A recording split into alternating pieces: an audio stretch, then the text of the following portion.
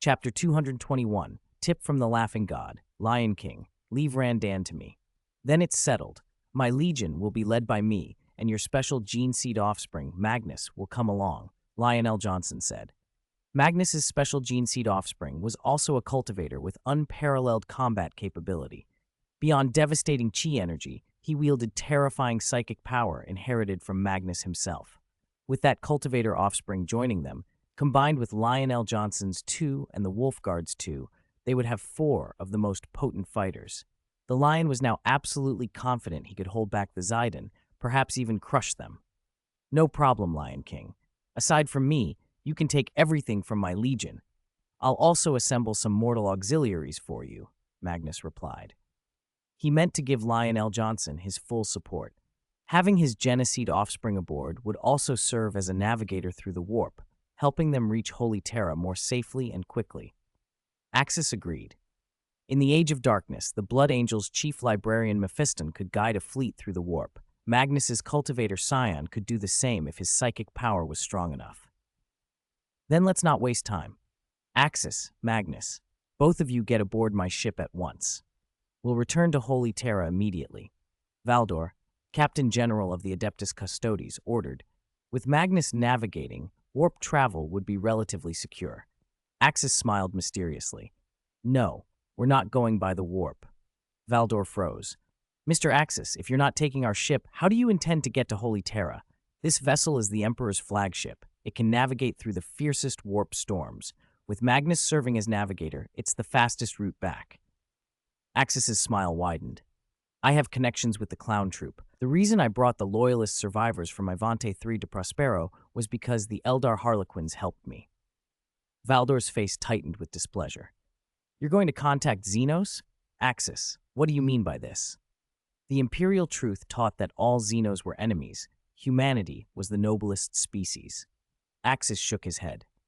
Don't be so absolute. During the Great Crusade, many Xenos were classified and integrated as abhumans within the Imperium. Even with reproductive barriers between us, the Imperium had standards for Xenos that posed no harm. Rogue traders in our era have authority to open diplomatic relations with Xenos. Geneseed Primarchs can grant rogue trader warrants, so working with a Xenos race is not inherently forbidden. Magnus spoke up in support. Axis is right. We Geneseed Primarchs have the prerogative to sign rogue trader charters. A tie to a Xenos race is not a problem, especially when they have proven assistance in this war. Lionel Johnson nodded in agreement from the side. Valdor stewed a moment longer, then gave up. Fine, when do we leave? Axis called, hold on, and summoned Cassandra, who returned to his side. The Morning Star had been temporarily taken over by Axis's son, an officer Axis had not yet properly met, but the son lacked knowledge of the webway. When Axis vanished, he had recalled Cassandra to await his return. Now that Axis had re-established contact, Cassandra came back to him at once. Cassandra, Axis said, I need to contact the Laughing God. Understood, Lord Axis. One moment. Cassandra sat cross-legged and produced from her bosom a set of Harlequin playing cards, the Laughing God's instruments. She poured psychic power into them. Moments later, the spectral image of the Laughing God appeared before Axis. We meet again, Mr. Axis. Your humans are in terrible trouble, the Laughing God intoned. This great heresy will shatter the fragile Imperium. Humanity's expansion could end here. The Eldar are weakened. We still need humans to hold the line against chaos. It will take us 10 to 20,000 years to recover our strength. Indeed, Axis said. I need a favor. May I guide a human battleship through the webway to Holy Terra? Will you allow it? The Laughing God smiled, inscrutable. You place me in a bind, but we're friends. After this great heresy, you'll owe me a favor. Help me purge a few of my own, and I will help you now. Axis agreed. This was a small debt to repay for such aid. Excellent. Use the webway whenever you like. The webway exit to Holy Terra opens at Pluto. You'll have to traverse from there, the Laughing God said. Axis nodded. The Harlequin's mischief showed. Opening a webway from the direction of the moon was a convenient detail. If the Emperor learned the Eldar could access the webway from so close to Terra at will, he would be furious. But the Horus affair already consumed the Emperor's attention. It was better not to add to his burdens. Take care, Mr. Axis. Be wary. The traitors among your people are more numerous than those already exposed. I'll give you this hint." The laughing god faded, leaving Axis with a warning gleaned from his visions. At least half of the Gene Seed Primarchs would join the rebellion. 4 had already been revealed. Another Primarch, now a greater demon, had defected to Khorne and would soon enter the conflict. Axis listened carefully. He already suspected many more Primarchs had turned than those publicly identified. The stance of the second Primarch, Karl, was the only one he couldn't yet determine. What would the Primarch who owed his Laxus ultimately choose? "I'll prepare my companions and open the webway at once," Cassandra said, bowing to Axis before departing.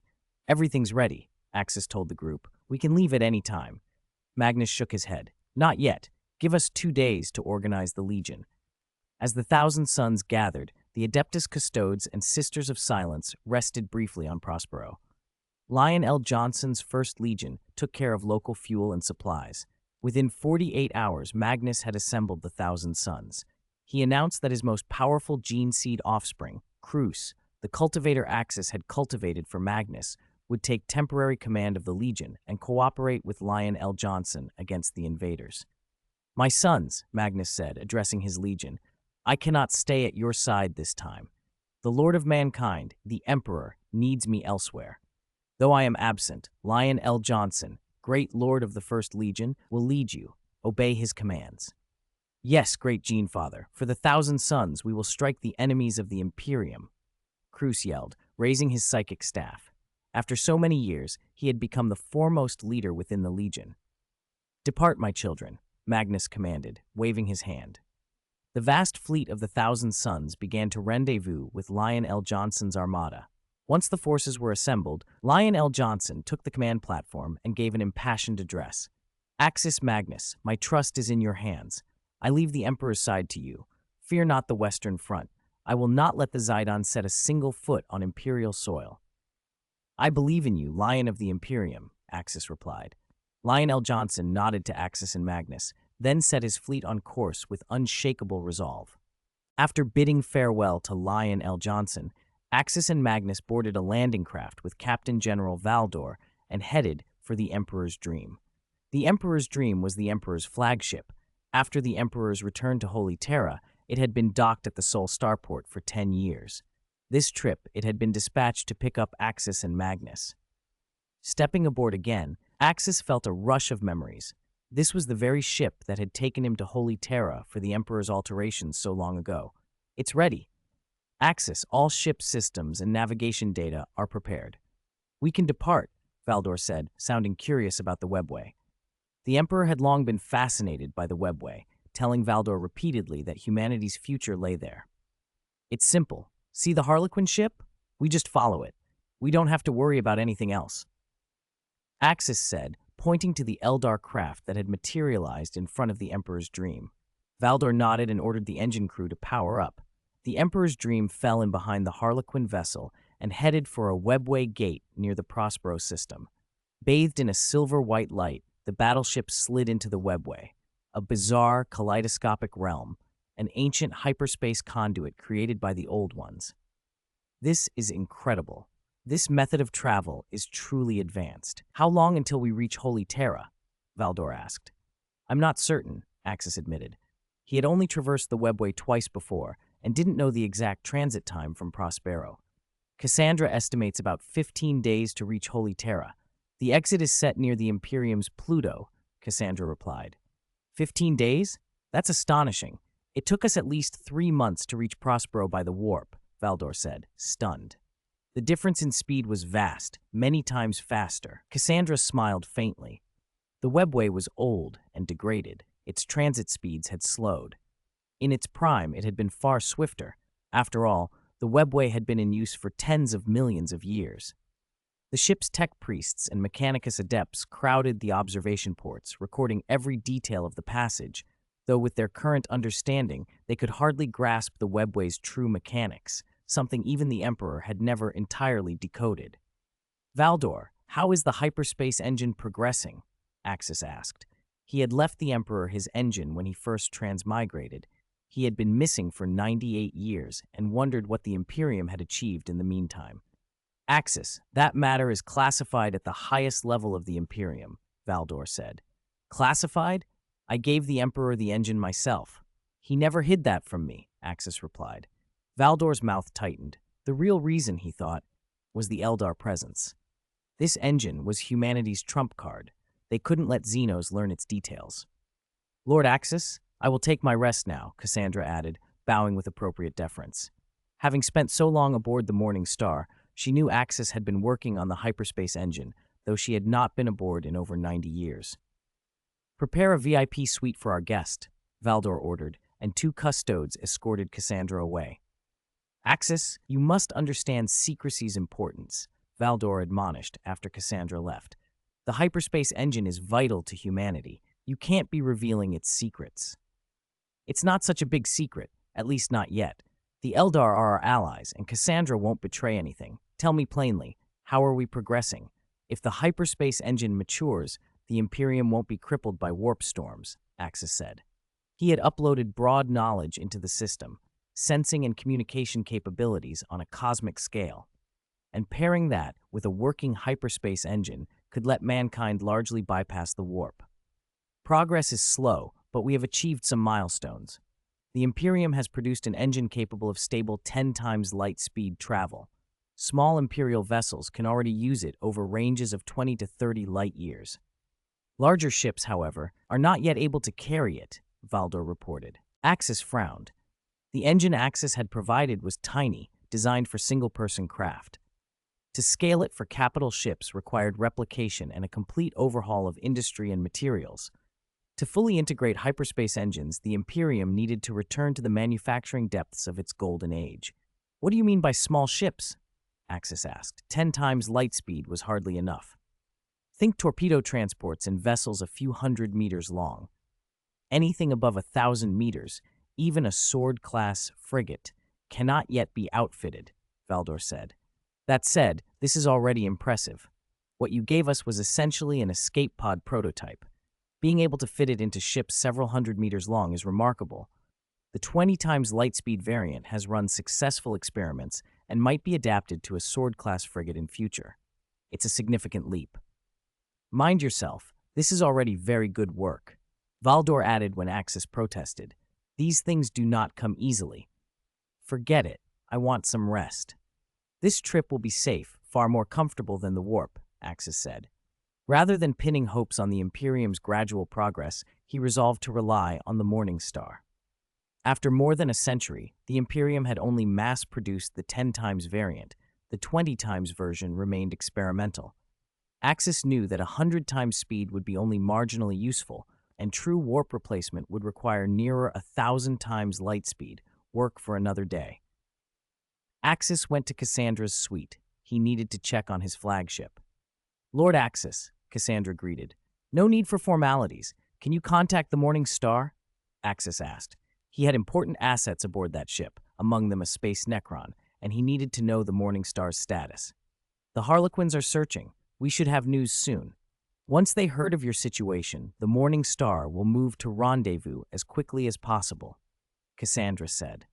Axis nodded and retired to his cabin. The passage through the webway was uneventful. 15 days vanished like a blink. At the appointed time, following the Harlequin escort, the Emperor's Dream emerged into another flash of white light and slipped into orbit around Pluto. The sudden appearance of the massive battleship triggered the automated defenses. Countless planetary batteries trained on the vessel, but after a swift identification sweep, the systems recognized the Emperor's Dream and stood down. The Harlequin escort transmitted a curt message to Axis and then vanished. The webway gate winked closed behind them. Let's go. We must get to Holy Terra and inform the Emperor of the Great Heresy, Magnus said. The Emperor's Dream took a few hours to make the transit inward and assume orbit above Holy Terra.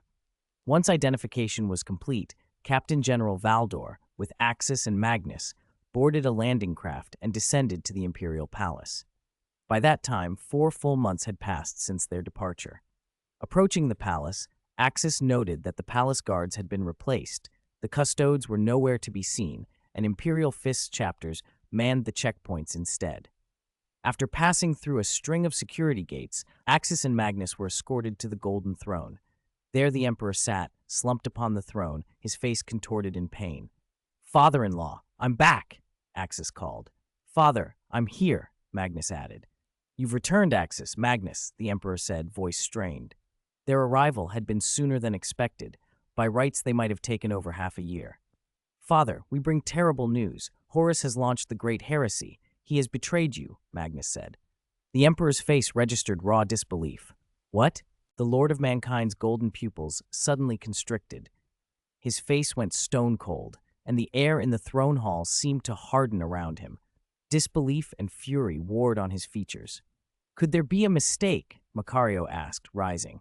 He knew the bond between the Lord of Mankind and Horus. Among the Primarchs, Horus had always been the favored son. The birth of Axis and Kasha's child had briefly diverted the Emperor's attention, but Horus remained his most trusted scion. "Macario, my lord, you heard correctly," Axis said. "Horus has launched the great heresy. We have proof. On Istvan III, they purged the loyal Astartes under their command. Some loyal brothers escaped and brought back recorded footage of what happened." Axis's voice was steady, but the horror of the situation clung to every word. To flee a treacherous Gene Father, to feign betrayal in order to survive, to record the betrayal and then escape. Those loyal Marines had risked everything to bring this intelligence to Terra. "Summon those loyal Astartes at once. I want to see them myself," the Lord of Mankind said. Axis inclined his head and gave a slight motion. More than 100 Space Marines, sons of the Death Guard, the Emperor's children, and the sons of Horus, marched into the hall. Their leader, Captain Garrow, knelt and spoke. "Great Lord of Mankind, we bring dire tidings. Our Gene Father has betrayed you." "Show me the recordings," the Lord of Mankind ordered. Captain Garrow produced a stored holo-recording and handed it to the custodians. They bore it to the Golden Throne and presented it before the Lord of Mankind. He took it with hands that trembled, whether from the strain of the throne or from the shock of the message could not be told. He watched. The footage showed Horus speaking with burning conviction. He proclaimed himself opposed to the Emperor's rule, rallied legions, and marshaled arcane forces, whole libraries of war knowledge and legions of sorcerers, to strike at the webway. The Lord of Mankind understood then why his webway had been shattered. Until now, he had blamed the ruin on the Chaos Gods. The realization cut through him like a blade. Horus had betrayed him. Fulgrim had betrayed him. Mortarion and the 11th Primarch had turned. The betrayal of Mortarion and the 11th Primarch he could reconcile. Both had long harbored disquiet at his policies, but Horus and Fulgrim, those two wounded him the most. Of all his sons, none had been so cherished as Horus. He had been the first to return, had spent 30 years at the Emperor's side, and had absorbed nearly all the paternal affection the Lord of Mankind could give. Fulgrim, when they'd first met, had also impressed the Emperor. Eloquent, brilliant, a figure the Emperor had honored with the title Emperor's Children and the right to bear the double-headed eagle. The Emperor had trusted them. He had believed they would be beacons for humanity. He had not expected them to be the first to turn. "Pull yourself together," Macario murmured. He knew his friend's anguish. He felt it too. The treachery of Horus and Fulgrim strained credulity even for him. "Your service will not be forgotten," the Lord of Mankind said, voice raw. He looked down at the loyal Astartes kneeling before him. "You have my trust. You shall continue to serve the Imperium." Captain Garrow bowed his head. "Great Lord, we are ashamed. We are humiliated by our brothers, by our Gene Father." "It is not your fault," the Emperor replied. "You have suffered enough. Rest now. Rogel Dorn will record a full report from you. Tell him everything you know." A contingent of custodians led the loyal veterans from the hall. The Emperor's shoulders tightened, then sagged. He exhaled a long, heavy sigh. "Axis Magnus," he said, addressing the two who stood nearest. "Humanity faces its darkest hour, yet your return has been a mercy." "Father, I remain loyal," Magnus said. "Tell me everything that happened after Axis's rescue. I expected Leman Russ to be here. Where is the Wolf King?" the Emperor asked. He had entrusted the retrieval of Axis and Magnus to Leman Russ, and now noted the absence. "Father," Axis answered, "we divided our forces. Lionel Johnson led the 1st Legion with the 1,000 Sons to support Leman Russ against the Raidan." "The Raidan are not what they were when you left," the Emperor said, a harsh edge to his voice. You have been away 98 years. Their new weapon is unlike anything I imagined. Lion must receive reinforcements, otherwise 3 legions will not hold them. Axis, how did you reach Holy Terra so soon? By my count, you should not have arrived for another 2.5 months at minimum. Axis nodded. We used the webway. The Emperor's eyes widened. The webway, safe, swift, and coveted. Before I went missing, I helped certain Eldar with a favor, Axis explained. They allowed me use of the webway. That is why I returned so quickly with Magnus and the loyal Astartes. Otherwise, we could not have made it home in time. The Emperor thought of the Eldar, their inscrutable gods, their laughing god who had once shown him a sliver of goodwill. The Eldar had always regarded humanity as lesser, yet their help now was undeniable. Axis's small aid, something that removed or resisted warp energies, had earned their favor and access to their paths. Magnus and I will remain on Holy Terra to repair the webway, the Emperor said. We cannot leave. Terra must not suffer another psychic shock. The war itself will be yours, Rogaldorn. Tell me your strategy. Rogaldorn entered then, heavy-footed in golden armor. He paused, inclined his head to Axis and Magnus, and knelt before the throne. Father, I bring grave news. He spoke without dramatics. Ferrus Manus sent word. Fulgrim and Horus have turned. Fulgrim tried to sway Ferrus Manus. Ferrus refused. A skirmish followed, and Ferrus retreated. He's been trying to send an astropathic warning, and he only succeeded today. I already know, the Emperor said. Axis and Magnus brought the footage. Additionally, the Raiden, who had been neutral, have opened war on the Imperium. Leman Russ and Lionel Johnson are holding them at bay. How shall we handle 2 simultaneous wars? Rogaldorn was second among his sons in matters of strategy, efficient, unyielding. He considered, then outlined a plan. We must mobilize a large force immediately to crush the rebellion on Istvan, Dorn said.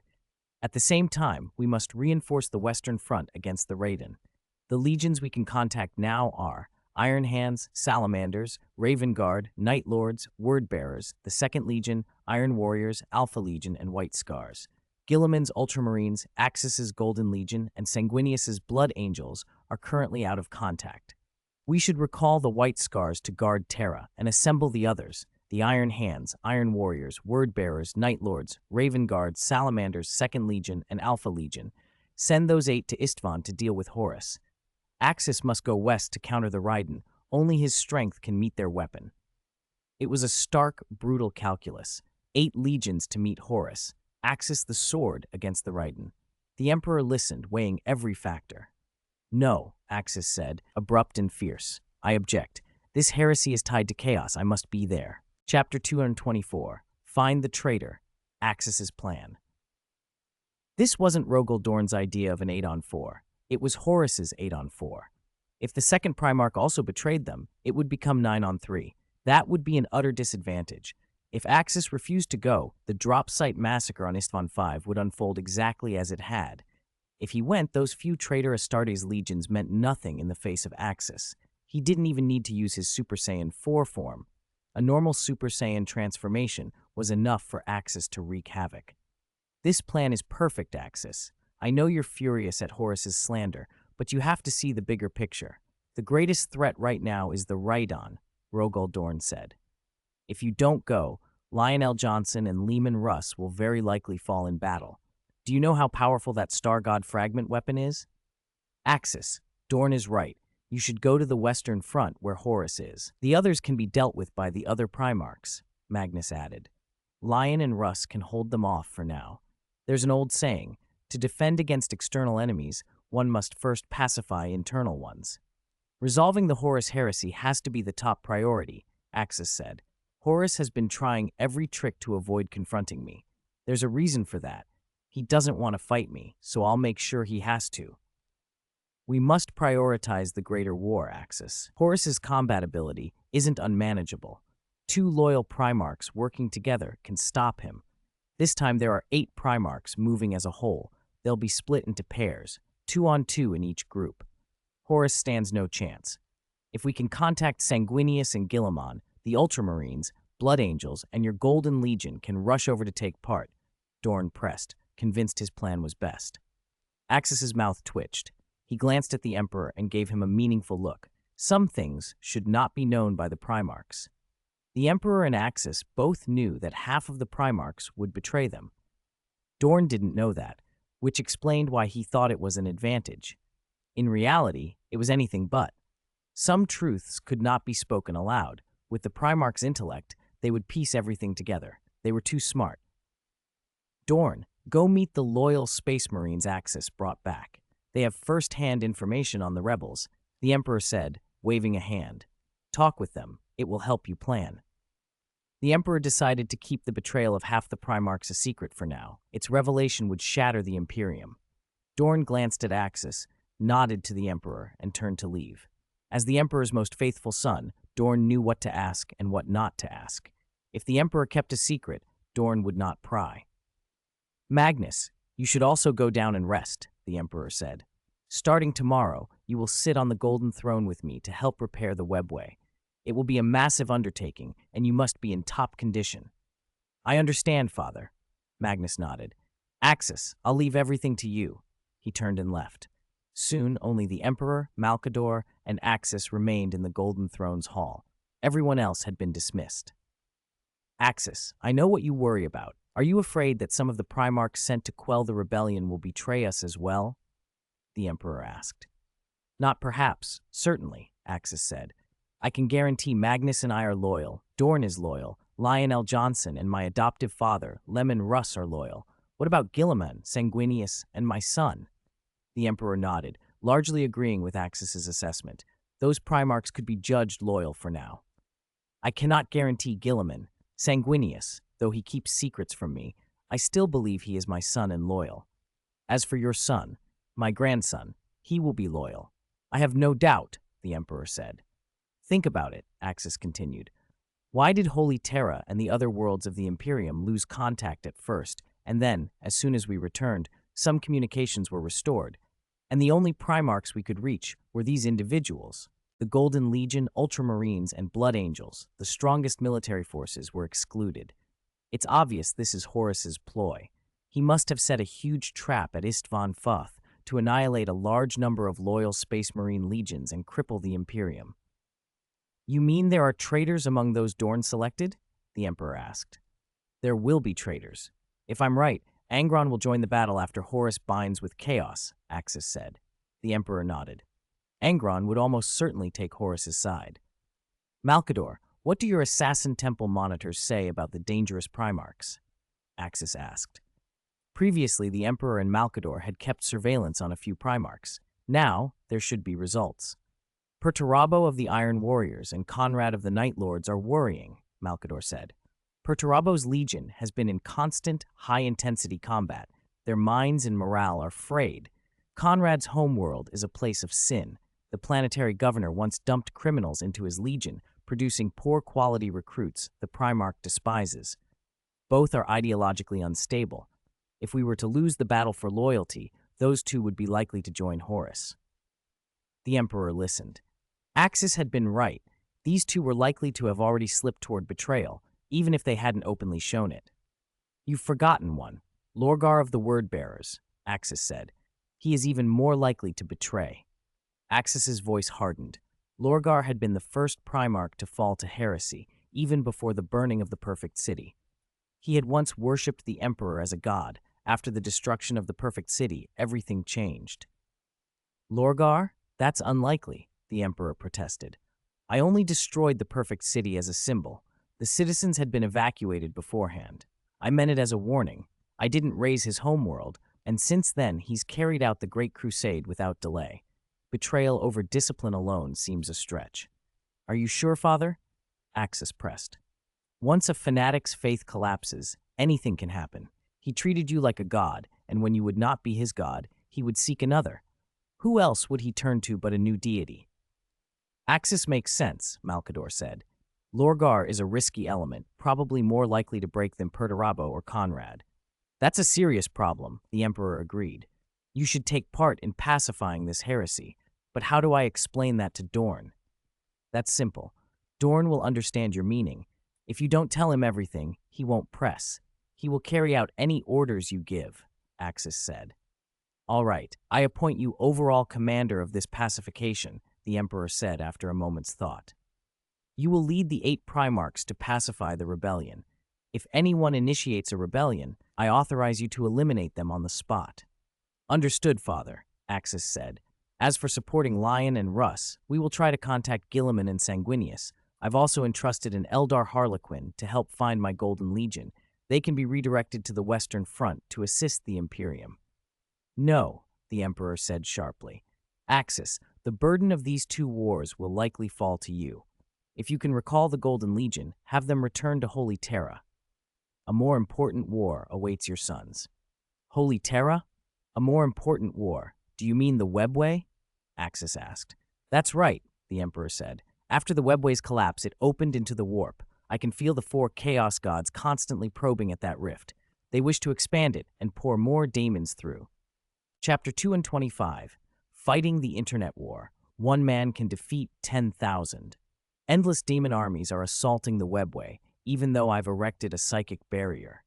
It can only delay the Chaos God's power from tearing the Webway apart, and there's still an unending stream of daemons pouring toward Holy Terra. You must have seen it. In my palace, there isn't a single custodian left on guard. Almost all the custodians and Sisters of Silence are deployed to the Webway front. They've been fighting non-stop for months, and many have already died from exhaustion. I've been forced to deploy regular Imperium troops and even some Space Marines of Rogel Dorn's Imperial Fists to fill the gap, the Emperor said. The brutality of the Webway War exceeded anything Axis had imagined. It had taken hundreds of years and Golden Age gene tech to produce the Custodian Guard. In just over 4 months, 1,000 of them had been lost. If the fighting continued, the Custodian Guard could be reduced to a few thousand, or far fewer. A fresh force was urgently needed. According to Rogel Dorn's plan, the White Scars, currently fighting elsewhere, would have been ideal to call in. If Axis could recall his Golden Legion, they would be perfect. Axis's gene seed offspring fought with devastating power, and their golden transformation far outstripped ordinary Space Marines. They could give the Custodians a breathing space, prevent further deaths from exhaustion. All right, Father, Axis said. If I contact my Legion, I'll have them return to Holy Terra and join the Webway War. But if the situation is that urgent, you can pull the Custodians back. I can hold the demons for a while. The Webway War wasn't just an external threat. It was a massive, brutal war erupting from within a fragile reality. Axis's individual combat power could rival the entire Custodian Guard. If he held the line, the Custodians could withdraw and rest, if only briefly. You alone would dare such an insane idea, the Emperor replied. You do have the strength, but there is one prohibition I must tell you, Axis. You may go in and slaughter the daemons, but you absolutely may not use chi energy to bomb them and cause wide-scale destruction. Why? Axis frowned. If I use chi energy, they won't stand a chance. I could wipe them out. I have reasons. The Webway is extremely fragile right now. Even the smallest high-energy detonation could rupture it. Don't you know how powerful your chi is and how devastating its destructive force can be? The Emperor said, tone edged with helplessness. If it weren't for this, he would already have deployed super-heavy weapons in the palace's lower levels to stem the demon tide. But large-scale destructive weapons could blow the Webway again and enlarge the warp rift. I understand, Axis said. Then can I push the front line forward, directly into the warp? No, Axis. Only this section of the Webway connected to Holy Terra is under my control and relatively stable. If you plunge into the warp, I can't control what happens. You know the terror of the warp. If you get lost there, time becomes meaningless. I wouldn't even know when, if ever, I could find you and bring you out. Entering the warp in the flesh was madness unless one possessed exceptional power. Axis nodded. He wouldn't risk being lost. All right, I'll take the place of the Custodians now. I won't use chi bombing. My fists and feet will be enough, Axis said. Even without bombing, in his transcended Super Saiyan state, his raw destructive power was terrifying. You only need to help for 1 day. 1 day will be enough for my Custodians to recover, the Emperor said. Axis's arrival had solved an immediate crisis. I don't plan to stay only a day. I'll fight until I'm satisfied, until these demons fear me. By the way, how is Kasha? Has her soul been fully mended? Axis asked. He wouldn't miss the chance to visit her. Don't worry, I've been personally tending Kasha these years, using my psychic power to guide and mend her soul. Her soul is already strong after being enhanced by your chi and consuming that special life fruit. She should recover within a year and a half at most. After you've helped clear the webway, go spend some time with her. Your presence as her husband may speed her recovery, the Emperor replied. Axis nodded. Guided by the Emperor, he went to the base of the Golden Throne. This is it, Axis. I've ordered the custodians inside to come out. You can go in now, the Emperor said. Axis stepped into the webway. The custodians, Sisters of Silence, and some Imperial fists who had been fighting the endless daemons all breathed as if a pressure had been lifted, relief at the thought of respite. The moment Axis entered, a putrid stench hit him. Twisted warp energies ran along the shattered webway walls like living veins. In the distance, daemon roars, ringing metal, and psychic explosions wove together. All custodian warriors and Sisters of Silence, full retreat. Axis's voice boomed through psychic channels. Leave this to me. The blood-soaked custodians stared in disbelief. A golden-haired figure flashed past overhead. The lead custodian, Caesar, recognized the Primarch and felt their morale soar. With him here, victory seemed possible. Caesar barked, "Execute Lord Axis's command. All forces withdraw from the webway." As the last custodian and Sister of Silence left, Caesar knelt, nodded at Axis, and said, "Lord Axis, we entrust the battle to you." "Don't worry. You and your comrades retreat first. I'll handle this," Axis said. Once the defenders were clear, Axis let himself go. He breathed deep, and the Super Saiyan blood within him roared. Ha! Blinding gold lit the broken corridor. Axis's black hair flashed to golden yellow, then shimmered green at the edges and stood on end. Energy rippled through the webway. Axis controlled it carefully to avoid further structural damage. When the light faded, the legendary Super Saiyan stood before the Daemon Horde, 3.5 meters tall, muscles bulging. "Come on," Axis sneered. "You warp scum, put up a fight." He charged into the Horde. The first to meet him were screaming pink horrors and Slanesh daemons, demonic daemons wielding twisted blades and emitting maddening laughter. Axis's lips curled coldly and his form blurred. Bang! Bang! Bang! A series of dull impacts and dozens of horrors exploded into minced flesh. Axis's fists moved so fast they left afterimages. Each strike found a daemon's vital point. Black and red ichor rained and evaporated in golden chi flame before ever hitting the ground. He couldn't use chi to bomb the webway, but he could coat his body with chi and use its force locally, turning daemons to ash with focused bursts. More daemons poured in. Tzeentch's blue horrors weaving malignant spells, Khorne's bloodthirsters spewing lava-like blood, Slanesh's daemonettes dancing with razor blades. Axis laughed and tore through them. Each punch could cleave mountains, each kick could shatter daemon armor. A Khorne bloodletter heaved a massive axe down. Axis caught the haft one-handed. The demonic stare in its eyes froze as Axis crushed the axe and arm, then snapped its torso with an elbow strike into a mist of gore. "Is that all you've got?" Axis mocked, delivering a spinning kick that severed 3 Tzeentch flamers at the waist. They hissed out in golden flame. A piercing shriek echoed from deeper within the webway. Axis looked up to see a rolling mass of decay lurching toward him, a great unclean one of Nurgle, enormous and festering, its body riddled with pustules and mouths, every inch dripping contagious filth.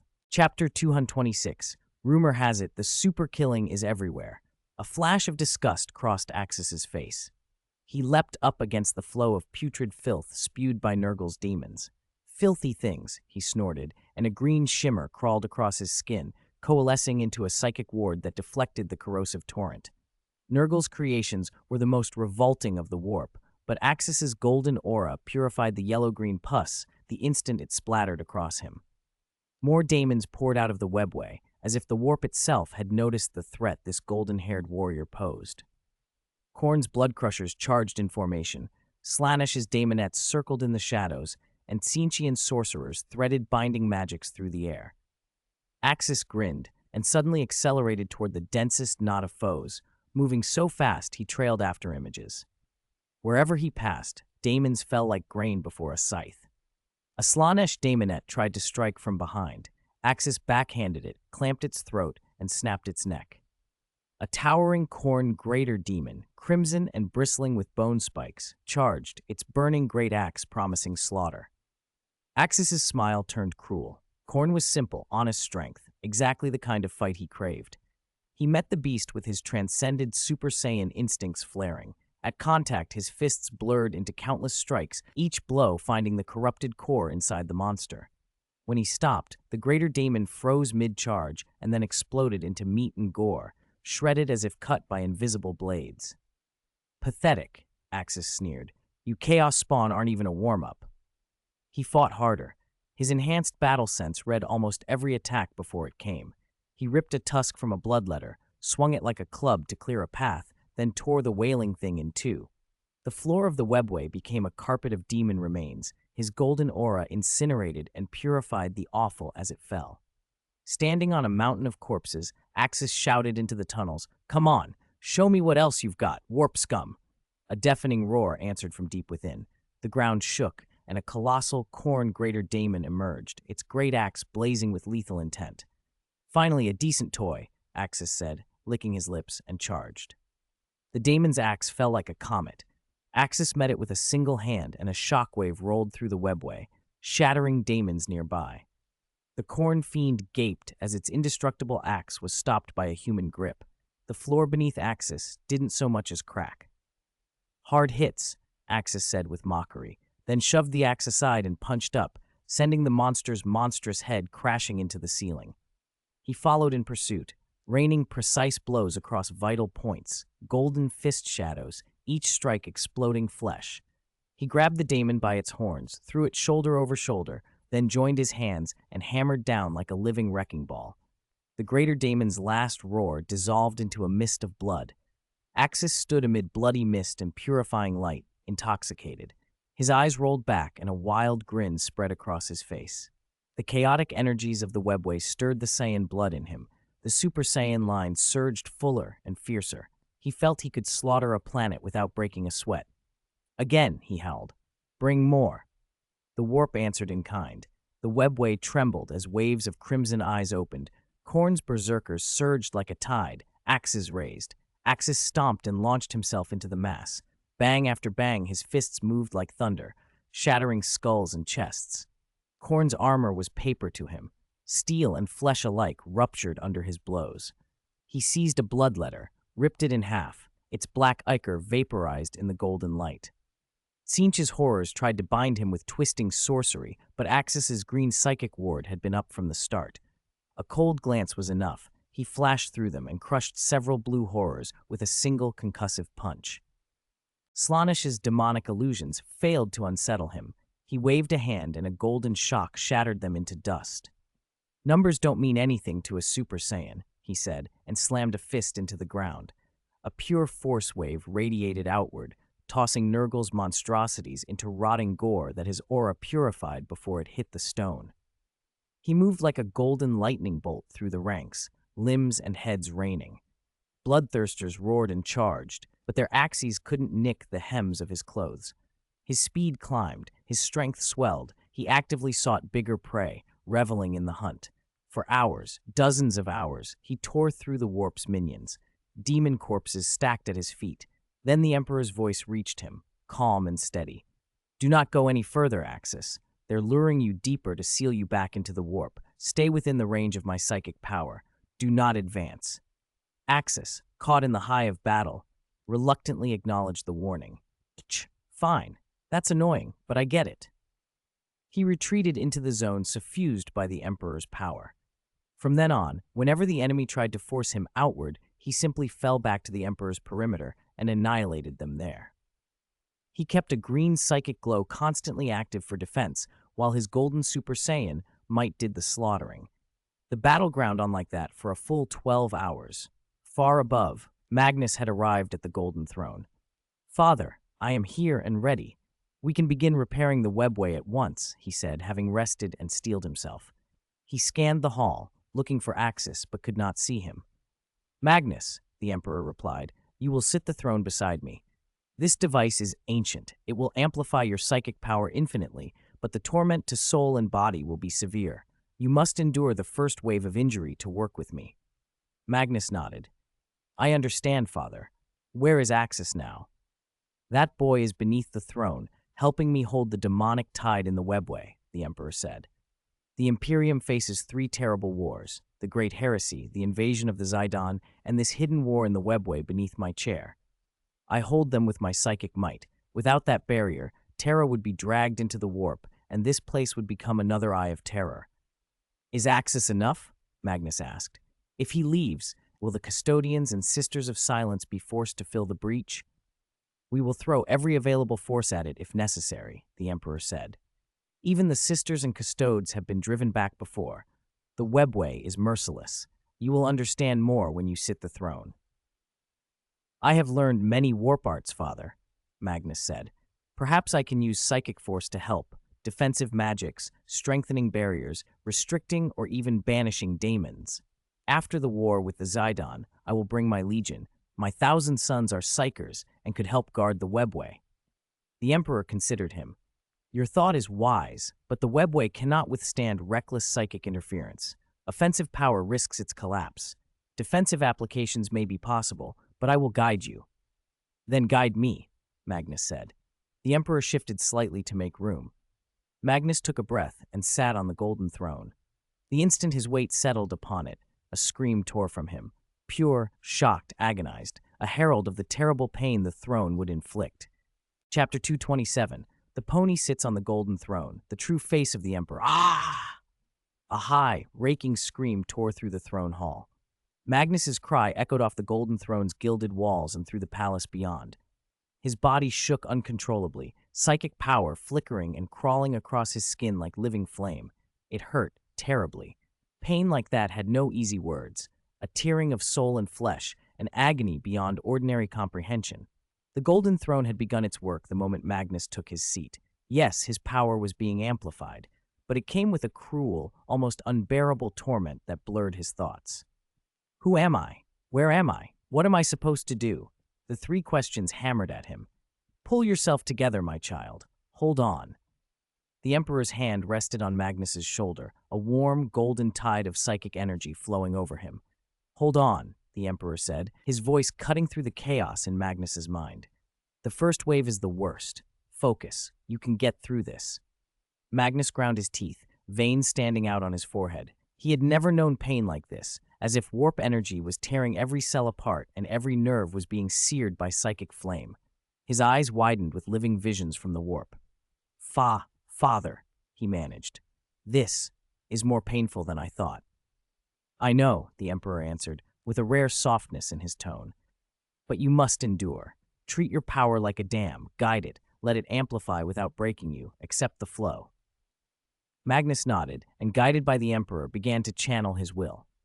Under the golden throne, the surge in his psychic power was immense, dozens of times stronger than before. Feats he had once struggled to perform fell away. He stared at the Emperor and, stunned, asked, Father, you sat here for months? How did you survive?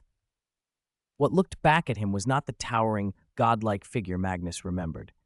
Before him stood a man of middle age, about 1.8 meters tall, ordinary-featured enough to vanish in a crowd. Magnus's mouth fell open. This is you? No, the Emperor said gently. This is my true appearance. The tall, majestic image you remember was a projection, an effect of my power. I adopted the giant form so men would believe in a savior, so the Primarchs would see a father like some myth. I was born to ordinary parents, not to be some natural giant. Don't be surprised. Psychic power can make the impossible seem real. Magnus swallowed. Psychic power can change a body like that? Psychic power is the most unreasonable force in the universe. It defies laws. Add in Axis's chi energy, and its effects multiply. The Emperor's voice was matter-of-fact. And don't think that because I am normal in size that I lack strength. My body is genetically enhanced, forged by humanity's finest science, and honed by 10 years of Axis's chi. I also consumed the spirit tree fruit Axis sent. Physically, I surpass the Primarchs. They're powerful, but they cannot match what I and Axis have become. Magnus stared, cold sweat on his brow. This was not a talking point to dwell on now, the Emperor said. Your power has been raised. We must repair the webway together. We have to seal the breaches the warp has blown open. I understand. What do you want me to do? Magnus asked.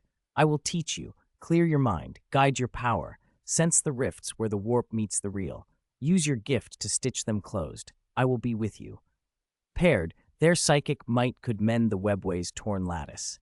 Magnus closed his one good eye, and with his power amplified, at last saw the webway with terrible clarity, a vast network of pure energy, veins spanning the galaxy, stretching outward. Beneath Terra, a vast wound gaped, pumping chaos like a torn artery, warp energy pouring through. Without the Emperor's presence, the tear would have widened beyond hope. This is worse than I imagined, Magnus said, his psychic mind shuddering. Focus, the Emperor said, his power forming a golden bulwark against the surge of chaos. First, we quarantine the breach. Their psychic powers braided together, a vast woven net like a repairman's threads, beginning stitch by stitch to close the webway. At first their work seemed to go smoothly, but the warp would not yield. Ancient, terrible wills descended. The first impact was a blood-red force. Beware the chaos gods, the Emperor warned. A crimson wave smashed into them like a drowning tide. Magnus felt his mind straining to stay whole. I can't hold on. Father, his power faltered as the chaos wills sought to shred him. The Emperor poured his strength into Magnus, bolstering his defense. But the assaults came in colors, purple, green, blue, until father and son found themselves besieged by the four. Remember Prospero, the Emperor bellowed. Turn pain into strength. Hold fast. Memories of training on Prospero returned. Old meditations Magnus had once dismissed as trivial took on new meaning. He shifted the rhythm of his power, letting it breathe like tide and forming a harmonic barrier with the Emperor's golden field. Good. Imagine you're a weaver, the Emperor guided. Treat the warp's energies as thread to be woven. Ignore the voices of the chaos gods. Our barrier will blunt them. Work with me. Under the Golden Throne's amplification, Magnus discovered something startling. He could not only resist chaos, he could transmute its energy into repair material. As he and the Emperor wove, the tear in the webway began to knit back together. We actually did it? Magnus whispered in disbelief. This is only the start, the Emperor replied, and for the first time in a long while, there was something like relief in his tone. You have proven yourself. Your will is strong. Far from Terra, Axis, locked in combat with daemons inside the webway, felt the wound's flow lessen. He looked up and saw four massive claws driving into the rift, red, purple, green, blue, and two golden currents striking from the direction of the Golden Throne. Those currents merged into a pillar of brilliant light and pierced deep into the webway. In the fissure between universe and warp, a seal, gold wreathed with red, began to coalesce. As the last filaments were woven, the chaos gods unleashed a roar of fury. Magnus opened his human eyes to exhaustion. His robes were soaked with sweat.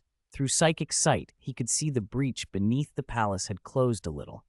Their net spanned the rent, but the four massive hands still gripped it, hammering at their work.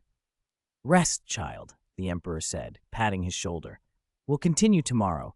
Repairing the webway will take time. Axis, having forced back his opponents, also withdrew. What had felt like an instant to those present had in truth been 3 days of relentless psychic labor. Axis himself had been fighting within the webway for 4 days and 3 nights. Chapter 228, Against the Warp Storm, the Second Empire's Beacon. Ha! We did it, Father. We actually repaired part of the webway. Magnus practically glowed with excitement. The Emperor watched Magnus and Axis with unmistakable relief.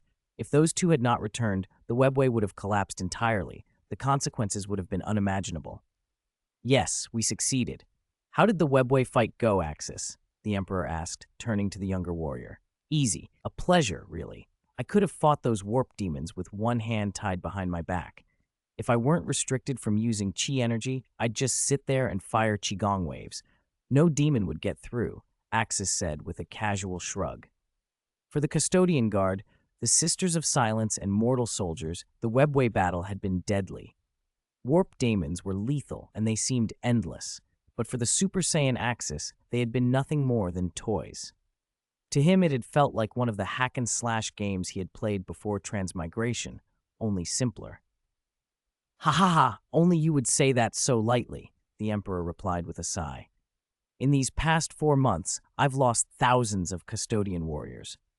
Even bolstered by the spirit tree fruit juice Axis had given, the custodians had paid dearly in blood during the Webway War. They couldn't have managed without me, Axis countered. When I first saw the Webway, your and Magnus's psychic might had formed a repair barrier, but 4 giant arms were clutching the warp rift, making repair nearly impossible.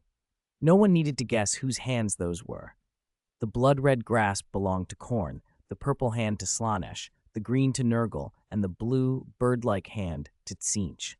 The Chaos Four have always worked against humanity's rise, the Emperor said. They want humans to fall and become their worshippers, enslaved by endless appetites. The pressure from the Chaos Gods pressed at the edge of everything the Emperor had built, yet the Chaos Gods also dared not drive matters to the absolute limit. He had once bound them with a terrible oath. If the last human soul in the universe were consumed and the Emperor's soul absorbed back into the Golden Throne, a Dark King would arise and utterly destroy the Chaos Gods. The Chaos Gods feared that outcome too, so even as they opposed him, they left an opening. "We will stop the Chaos Gods," Magnus said. "Magnus, you should step away from the throne for now," the Emperor said after a moment. "Come back tomorrow to help with the Webway repairs. You're not needed at the core this instant." "Father-in-law, I can hold on a little longer. Please, you must rest," Magnus protested. He had been on the throne only 3 days. His father had been there months. If anyone needed respite, it was the Emperor. Magnus could maintain the barrier for a short while more. "Magnus is right. You should rest," Axis agreed. After a long pause, the Emperor nodded, eased his hands from the Golden Throne, and rose with a sudden effort. The moment the Emperor stepped away, Magnus's agony intensified, sharp, overwhelming, and nearly doubled. He cried out in pain, his face drained of color, his body shaking violently under the strain. It was a torment beyond ordinary endurance, and only the Emperor's psychic lattice made it survivable. Otherwise, Magnus would have had to hold the repair barrier as well. "Are you all right, Magnus?" Axis asked, concern briefly overtaking his swagger. "No, don't worry, father-in-law. I can manage. I can hold on at least until you rest," Magnus stammered, sweat slick on his forehead as he gritted his teeth. "I'll return in a few hours," the Emperor promised. "Axis, you should rest too." Axis nodded and followed the Emperor out of the throne hall. Hundreds of custodians, along with Space Marines of the Imperial Fists and the Sisters of Silence, stood ready around the Golden Throne. If the Webway warped, they would surge in. Left on the throne, Magnus moaned in intermittent agony, pale and trembling, but he endured. The Emperor exited the hall and exhaled for the first time in months. The kitchen had prepared a great meal. Axis sat at the table, ravenous. After 4 days and 3 nights of brutal fighting in the Webway, he was eating like a man refueling a forge, vast quantities of food converted into life force. The Emperor took a small portion and ate as well. Shortly after, Rogal Dorn and Micardo entered and bowed. "Emperor, you've left the Golden Throne?" Micardo asked. "For now. Magnus can hold for a while, so I can rest," the Emperor said. "Do you have reports? How is the Great Heresy progressing? Can we reach Guilliman, Sanguinius, or Leman Russ? What of Lionel Johnson?" "We have sent word of the Horus Rebellion to every system reachable from Holy Terra," Rogal Dorn answered. "But we cannot contact Guilliman, Sanguinius, or the Lion. Leman Russ is also unreachable. Tomorrow, Magnus and I will combine our psychic light to try and punch through the warp storm and strengthen the Astronomicon," the Emperor said. "Quelling the heresy is our priority. Until recently, there had been no way through the warp storm. Navigation and communications were impossible. But Magnus's presence made a difference. Between them, they could project a greater beacon, enough to thread some messages through even a raging warp storm. Still, warp travel demanded prodigious psychic power. Their combined might could guide only a limited number of fleets. Merchant ships and most of the Imperium's vessels would have to make blind warp jumps, dangerous, inaccurate gambles that could not continue forever without tearing the Imperium apart. They even considered equipping some ships with an experimental hyperspace engine that extended range 20-fold, enough for a few dozen light years, though slow by normal standards, anything to re-establish contact quickly. If there were some device like the Astronomicon to amplify it, could your power and Magnus's break the chaos storm? Axis asked between bites. "Axis, do you know of anything that could enhance the Astronomicon?" the Emperor asked. I don't have it myself, Axis said, but I know of an ancient alien technology that can do what Holy Terra's Astronomicon does, guide ships through the warp. If we can find it and combine it with the Astronomicon, we could navigate Imperial fleets through the storm. Axis spoke of something he had heard of from the Second Empire. An alien beacon Guilliman had discovered, a creation of an Eldar civilization, rumored to be Necron in origin. Axis couldn't recall the exact name, only that such a device might be their only hope. After all, the Second Empire had been able to navigate despite the warp storm. Their beacon had to be the reason. The Emperor's eyes brightened. In the visions he had once seen, the Second Empire, founded by Guilliman, Sanguinius, and Lionel Johnson, possessed a navigation beacon akin to the Astronomicon. Though futures had shifted and paths had changed, the possibility remained. Rogel Dorn recoiled. If it is alien, we cannot use it. That is heresy. The Emperor raised a hand, quieting Dorn. He regarded Axis with steady calm. Your idea is sound. Such a device would help humanity. Do you know where it is? I don't know its location, but Guilliman will, Axis said. The Emperor considered, and then nodded. Do not bring Chagatai Khan back to Terra yet. Send him to find Guilliman and retrieve this beacon. At that moment, a psyker arrived in a rush, breathless and terrified. Reporting, Great Lord of Mankind, urgent military matter. What is it? The Emperor asked. Emperor, Ferris Manus and several other Geneseed Primarchs have sailed to attack the Istvan system. Chapter 229, The Legion that attacked without authorization, repaired Kasha's soul. The news stunned everyone in the chamber. What had Ferris Manus done? Why had he launched an attack? What did you say? Manus and the other Primarch-led fleets have already sailed for Istvan Vive, the Emperor demanded. Reporting, Emperor, Lord Ferris Manus, Lord Vulcan, Lord Korax, and several other Primarchs, along with their fleets, have departed for Istvan Vive, the psyker answered. Damn it! Who authorized this assault? Who gave the order? The Emperor rose, slamming his hand on the table. He had made his intentions clear. The campaign was to wait until Axis emerged from the webway and Magnus had finished repairing it. Who dared to defy that order? The only person with the authority and standing to give such a command was the Imperial Left Warmaster, Rogel Dorn. Father, I gave no such order. My instruction was to assemble the legions and prepare for battle, Rogel Dorn replied. He could not imagine disobeying the Emperor. He would never flout a direct command. If you didn't order it, then why did Ferris Manus and the others attack? The Emperor asked, his brow tightening. I don't know, Father, but we can still send them recall orders immediately, Rogel Dorn said. The Emperor nodded and turned to the reporting psyker. Transmit my order to Ferris Manus and the other Primarchs at once. They are not to launch any attack without authorization. Suspend warp jumps for now. Hold at the nearest safe location for 1 week and report their positions. The psyker bowed and hurried away. Perhaps Ferris was driven by revenge against Fulgrim, Axis ventured. They were close, weren't they? Ferris and Fulgrim used to be like brothers. Each forged weapons for the other. Fulgrim made Ferris's power hammer. Ferris made Fulgrim's sword. Their bond was strong. If Fulgrim truly betrayed the Emperor, Ferris might have acted on impulse. It was a plausible explanation. Among the Primarchs, alliances and rivalries mattered, and Fulgrim and Ferris had been unusually close, akin to Sanguinius and Horus, or Axis and Magnus. Ferris had already been at the vanguard against the heresy once. He was the first to volunteer to suppress the rebellion. His loss among the Loyalists had been a heavy blow, but his martial prowess was formidable. Unlikely, the Emperor said, shaking his head. Ferris may be hot-headed at times, but he grasps the broader picture. He would not act against my orders. Rogel Dorn hesitated, then voiced a darker possibility. Father, could Ferris have pretended to refuse Fulgrim's overtures and actually colluded with Horus? Could he have defected outright and led loyal Primarchs into a trap? The idea hung in the air. It could not be dismissed. That possibility cannot be ruled out, the Emperor replied. Rogel Dorn, begin organizing the defense of the solar system immediately. Activate every ship equipped with hyperspace engines at 10 times baseline. Bring troops and supplies in from nearby star systems to Holy Terra. Everything had to be prepared for the worst. Among the Primarchs under scrutiny, the Emperor already suspected 3 legions might have betrayed him. He felt, with a cold certainty, that the decisive battle could still be fought on Holy Terra.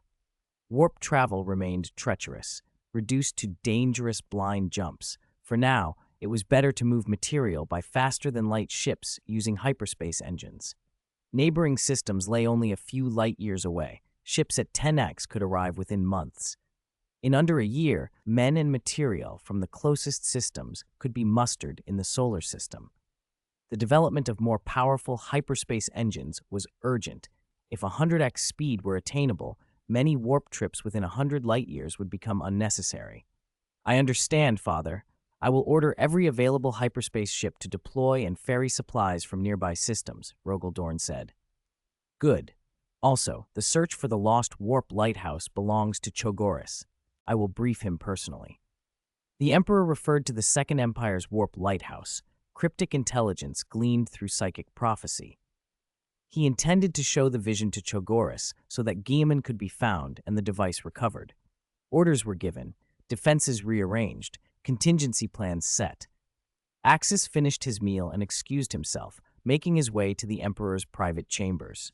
There he found his wife, Kasha, sleeping as if in a long, fragile dream. She had lain beyond reach for 100 years. An accident had turned her into a living sleep, leaving Axis to wander the warp and his son to grow to manhood in his absence. He took her hand. Through psychic perception and the flow of chi energy, he felt the thin, tattered thread of her soul. For years, the Emperor had worked to stabilize her. Axis now sought to help. He poured chi energy into her and manifested his divine soul, drawing on the sacred power of the halo of angels to aid the healing. If the Emperor's psychic ministrations could mend her, perhaps Axis's own force could speed her recovery. Kasha's fingers twitched. Axis adjusted the flow of energy, letting it flood her in golden currents. Your energy is potent but crude, a low voice said. Magnus, Axis did not stop. Aren't you tending the webway on the golden throne? The webway's rifts have been patched substantially, and sitting the throne has amplified my psychic powers manyfold, Magnus replied. I am stronger now than I have ever been. I can help. After enduring the throne's agonies, Magnus's psychic might had indeed been magnified. He poured that power into the chamber like a tide, bathing the room in a spectrum of subtle light. Axis felt it wrap Kasha's soul with a tenderness he could not match. Your chi is effective, but it lacks precise psychic guidance. Magnus's voice resonated in Axis's mind. Let me build a psychic bridge. Kasha herself has strong latent power. Between the three of us, aided by Father's residual influence, we can heal and awaken her. Axis focused, synchronizing his chi and psychic output with Magnus. Fine, hair-like psychic filaments sprang from the void and threaded into the torn nodes of Kasha's soul. They glowed reddish gold and braided with Axis's golden key.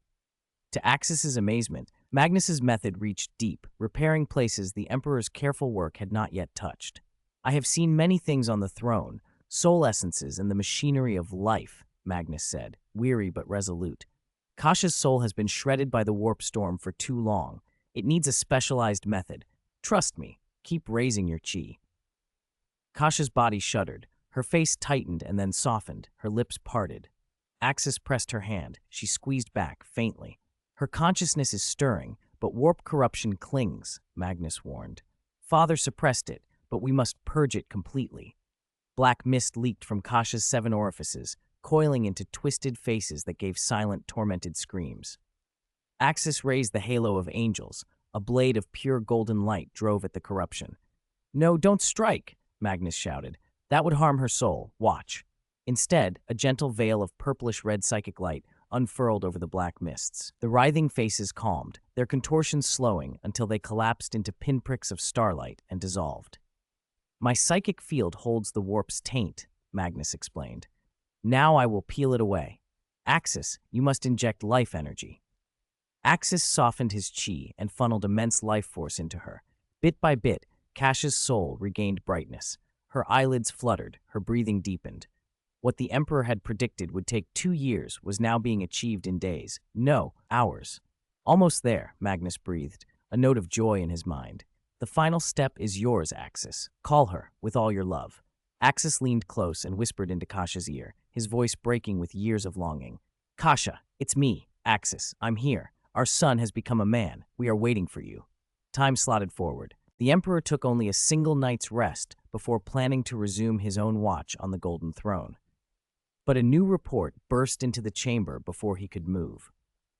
Emperor, we have been sending continuous psychic communications to the fleet led by Lord Ferris Manus and to the other Primarch fleets, but there has been no reply.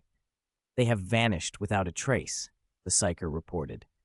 They had strained every psychic channel all through the night with no response.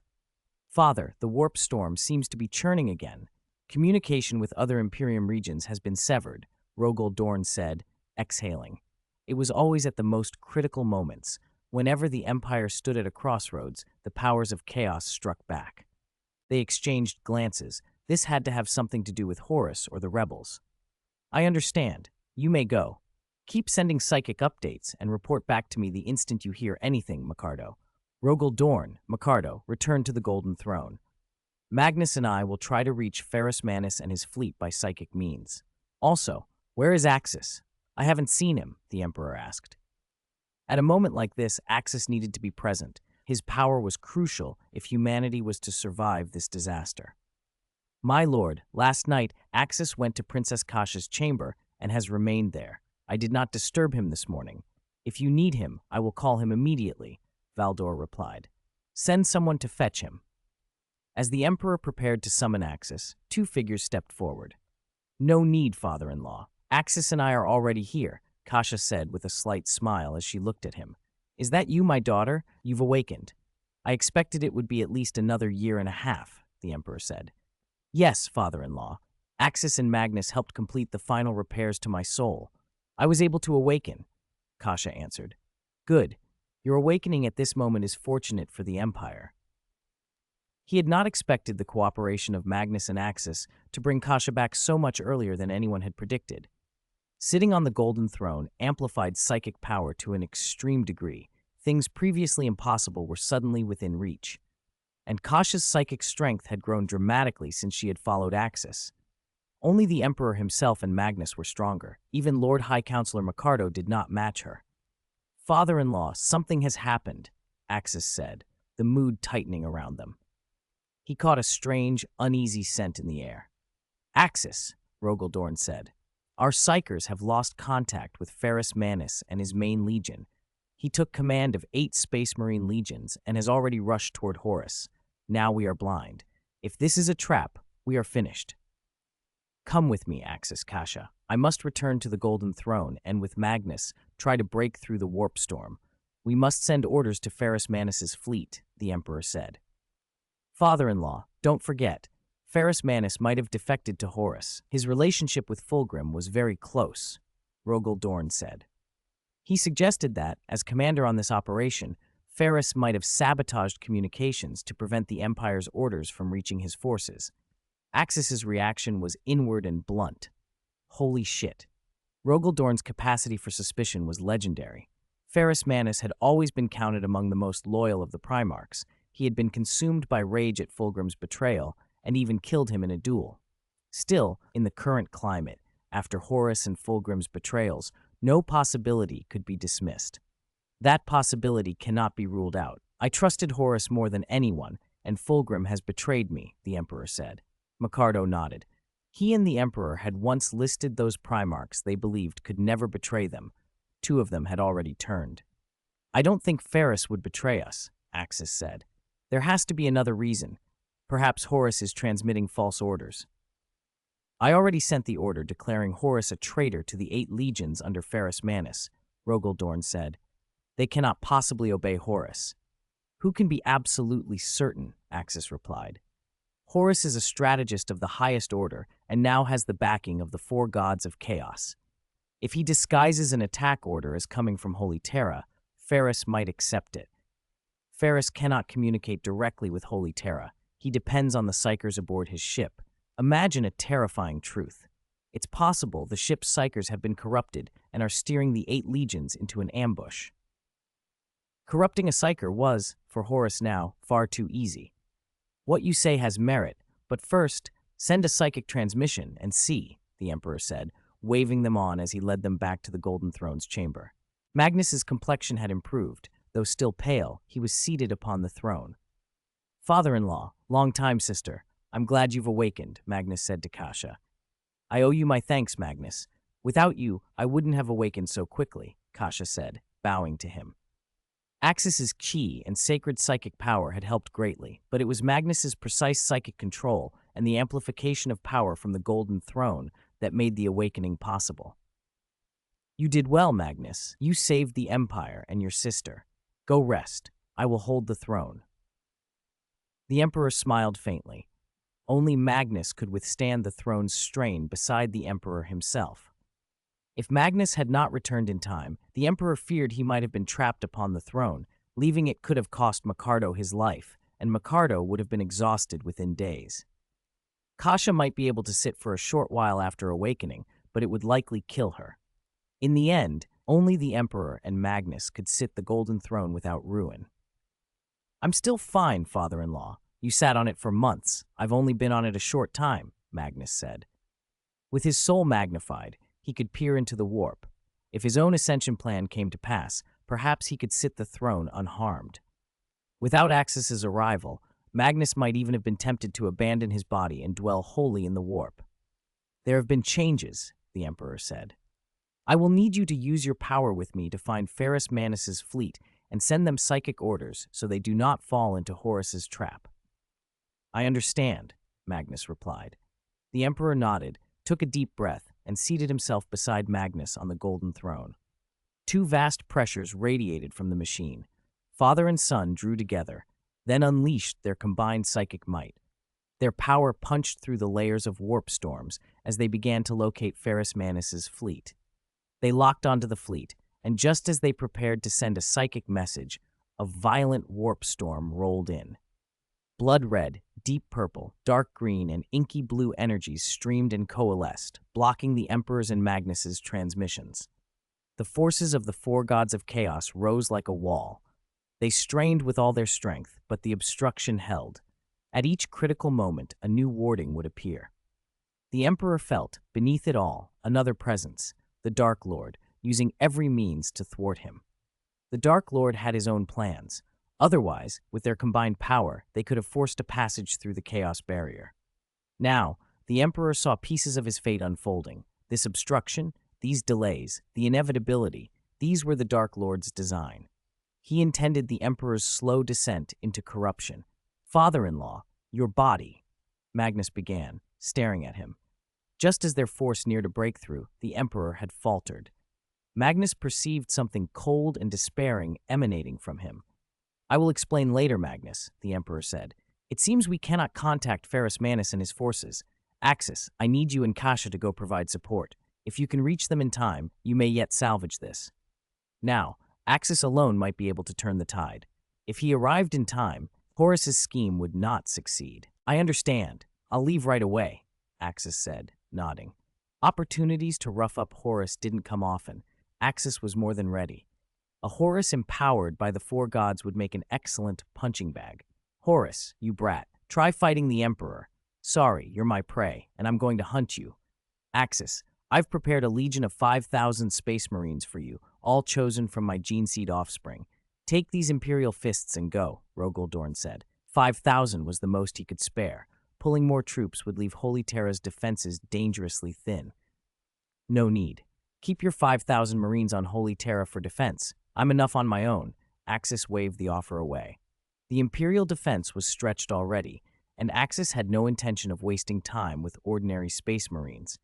To someone at his level, raw numbers mattered far less. Kasha smiled and nodded at his side. Don't worry, Dorn. Axis and I together will be enough to turn the tide. Bringing too many will only slow us down. Axis, you'll use the Eldari webway this time, right? The Emperor asked. Yes, father-in-law. Warp travel is too slow, and the warp storms are worse than ever. The webway is safer, Axis replied. A warp trip would demand at least a sword-class frigate and tens of thousands of souls to shepherd, an unnecessary burden. The webway let Axis and Kasha travel light and fast. Even so, take an Imperial vessel, Rogol Dorn insisted. Riding in Xeno's Eldari ships is inappropriate. He's right, the Emperor agreed. We have just commissioned a new frigate fitted with a hyperspace engine capable of 20 times light speed. It can carry tens of thousands, about the size of a sword-class frigate. You should take it. If anything goes wrong, you can still escape through hyperspace. The ship was the Imperium's first real hyperspace engine warship, able to cruise at tremendous sublight and enter warp when needed. Plans were already in motion to develop engines at 30 times light speed and to install larger engines on cruisers and eventually battleships. "All right, I'll take the hyperspace engine ship," Axis said after a moment's thought.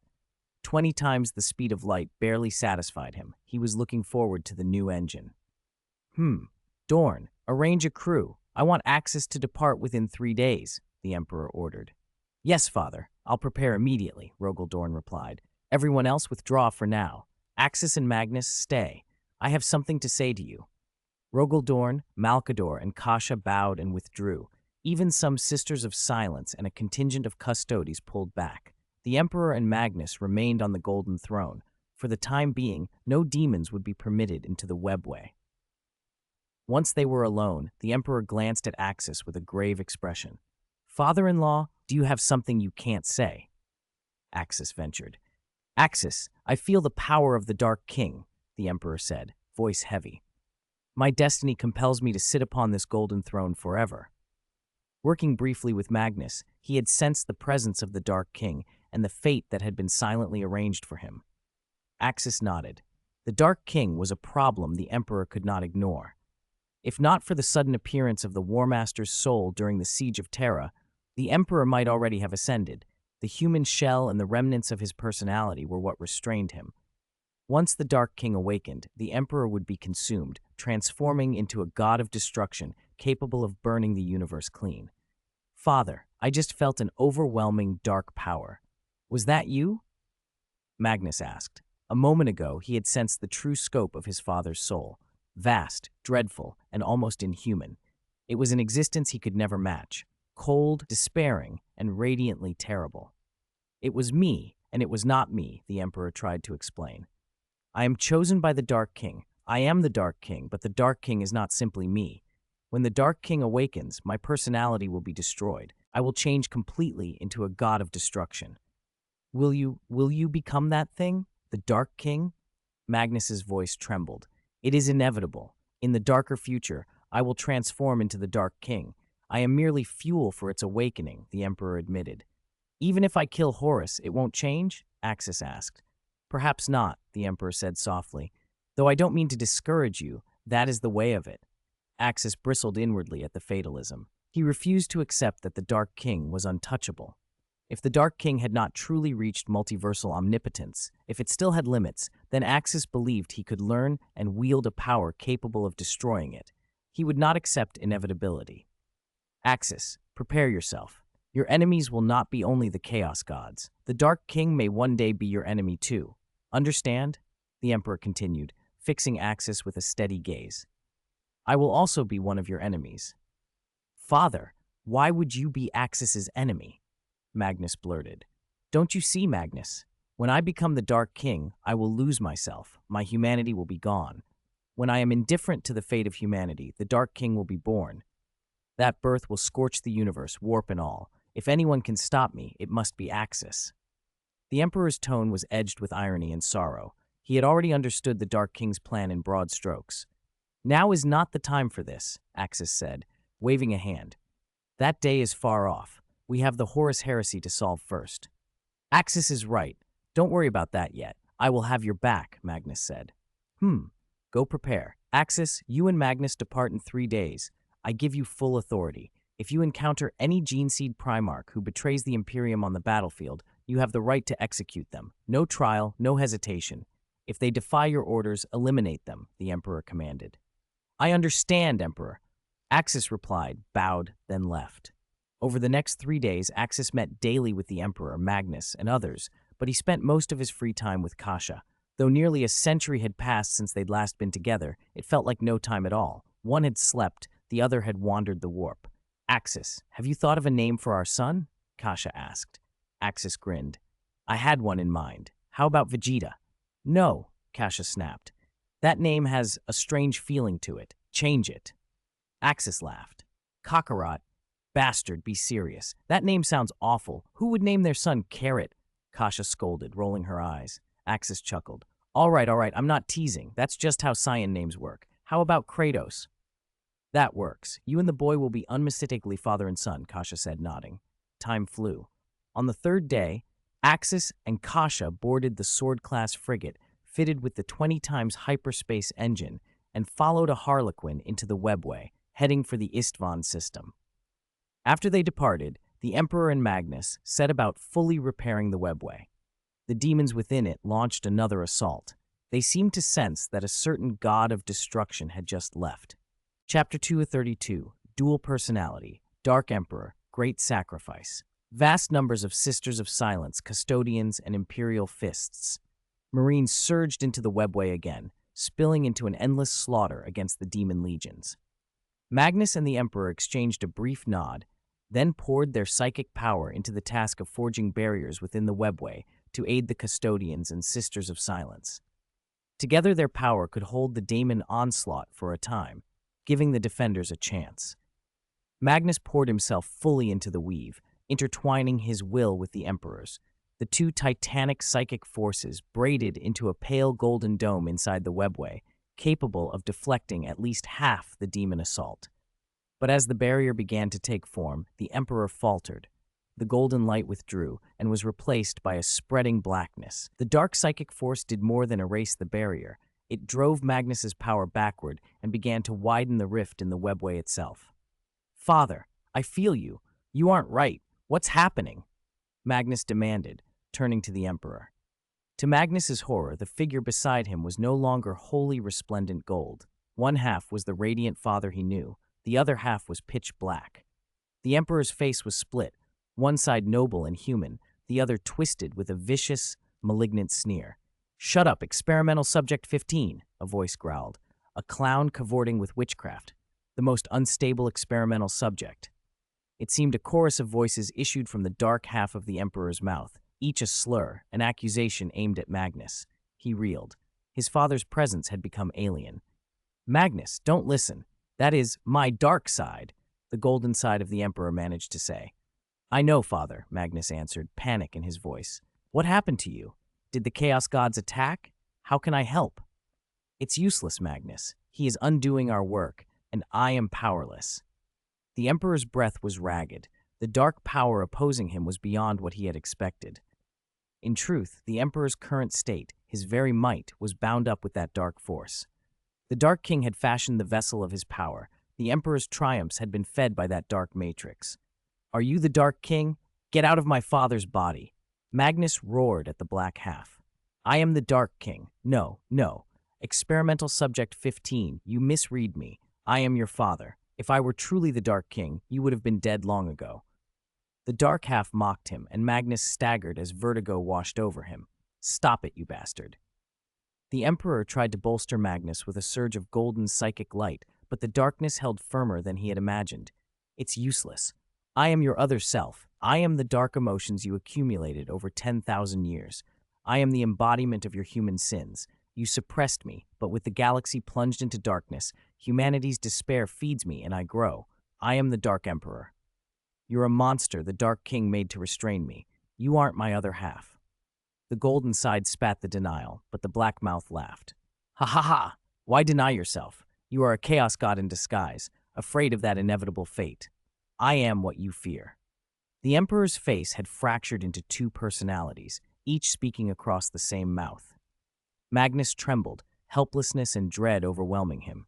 He wanted to help his father, but the gulf between their power was vast. He understood now that this was a split consciousness. His father's psyche bifurcated, but the timing was wrong. The dark personality should have arisen from 10 millennia of agony on the Golden Throne. Now it had shot into being prematurely. "If you hadn't taken the Golden Throne, I would not have appeared so quickly," the dark side said. "I will keep cleaving your mind until you become the thing you hate most." "You shouldn't have appeared now," Magnus cried. The Dark Emperor's emergence, sudden and voracious, did not fit the usual pattern. In the warp, anything was possible. Past and future braided strangely there, but this felt like manipulation of time itself. "Emperor, what's wrong with you?" Lord High Counselor Micardo burst into the chamber. But the Emperor had no time for explanation. He had to suppress this dark personality. The Dark Emperor was working to destroy the webway that he and Magnus had spent so much to rebuild. He was even attempting to widen the warp rift beneath the Golden Throne to tear the webway apart at its foundations. "Come, let us share this glorious moment," the dark voice cooed. "We shall become true gods, greater than those four themselves." "Shut up," the Emperor rasped, fighting to breathe. The dark half was levering itself against the Golden Throne, trying to sit up. "It's useless. You cannot suppress me. You cannot face both me and those four," the Dark Emperor crowed. "Micardo, find a way. We can't let this continue. Father will become a monster." Magnus pleaded. "Wait, Magnus, I will prepare something." Micardo left without another word, vanishing from the Golden Throne room. He was activating a plan long held in reserve. Magnus kept straining his power to aid the Emperor and bolster the webway. Holy Terra itself trembled. "Hurry, Micardo. If you don't come, I won't be able to hold him. His power builds and builds." "Father, hold on!" Magnus roared. The Emperor's golden side clung on, but the darkness had already pushed him to the brink. Magnus cursed himself for not listening to Lorgar's counsel earlier. The prayers of humanity, faith, might have helped turn the tide. Still, he could not allow the dark self to win. As stalemate threatened to collapse the webway again, Micardo returned with 10,000 psychers. "Loyal citizens of the Imperium," Magnus cried, standing before them. "Now is the hour to dedicate your lives to the Emperor, to the Lord of mankind. Give everything. Burn your psychic power." These 10,000 had been prepared, Micardo's contingency all along. When the Emperor had taken his place on the Golden Throne and begun to feed the galaxy with his psychic vigor, someone had to be ready to kindle that fire. These psychers. Under Micardo's grim guidance, the 10,000 spread their arms and began to immolate their psychic essence, pouring their souls into Magnus and the Emperor. Magnus felt a surge unlike any before, the living flame made from burned wills. "Micardo, what are you doing?" Magnus asked, horrified. His kin were being consumed like kindling. He saw pain and resolve in their faces. He could not tell how much was volunteered. "It is necessary, Magnus. Absorb their psychic power. We must crush this darkness," Micardo said. From the 10,000 psychers offering, 1,000 souls flooded into Magnus. The remaining 9,000 were drawn almost wholly into the Emperor. The energy, extracted at the price of lives and souls, revitalized Magnus's spirit and eased something in his soul. For the Emperor, the change was dramatic. Golden light swelled, pressing the dark back. "Back to the darkness, monster. Never show yourself before me again," the Emperor intoned, his voice regaining its sacred authority. But the victory was cold. All 10,000 psychers collapsed to the ground. Their eyes were scorched, their souls consumed. Magnus felt a chill at seeing them so. "How long can you keep me suppressed? I will return one day," the Dark Emperor warned before its voice dwindled. "Thank you, Micardo," the Emperor said, solemn. "If not for the sacrifice you prepared, a catastrophe would have unfolded." "It is my duty, my lord," Micardo answered. "Father, will he come back? Once this power is spent?" Magnus asked. The Emperor sighed and nodded. "Don't be a fool, Magnus. I have stockpiled psychers. If we burn 1,000 a day, we can continue for at least 3 years. 1,000 psychers a day. Magnus went cold to his core. When the Sword-class frigate's hyperspace engine carved a ghostly blue path through the webway, Axis stood at the bridge viewport and watched the tunnels slide by. Moving through the webway with a hyperspace drive felt different from sublight travel. It was somehow swifter and smoother. If the old ones had moved within the webway, perhaps they had employed similar engines. Though the webway was itself a conduit, one still needed methods to traverse it quickly. Many of the old ones had long ago taken refuge within the webway. Some ancient Eldar cities there still shone, as if the old ones had dragged stars into the maze for light. "This speed is astonishing, Lord Axis," Cassandra said beside him. "At this rate, we'll be at Istvan Fuff in about 10 days. Though their clown troupe were masters of the webway and possessed the most complete charts, even they had not traveled at hyperspace speeds inside it. The breakthrough was enormous. "Perhaps in time, once we perfect these engines, we can export some to you," Axis said. He had much to consider. Given what he had seen, the Emperor's permanent vigil upon the Golden Throne seemed inevitable. The Dark King was tightening his hold. The Emperor needed the throne to keep the Dark King at bay. But the Dark King wanted the Emperor to occupy the throne in a dying, weakened state, not with Magnus at his side to co-sustain the webway.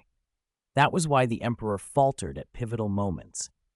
If the Emperor and Magnus could share the throne and maintain the webway together, even a warp storm whipped up by the four Chaos Gods might be guided away.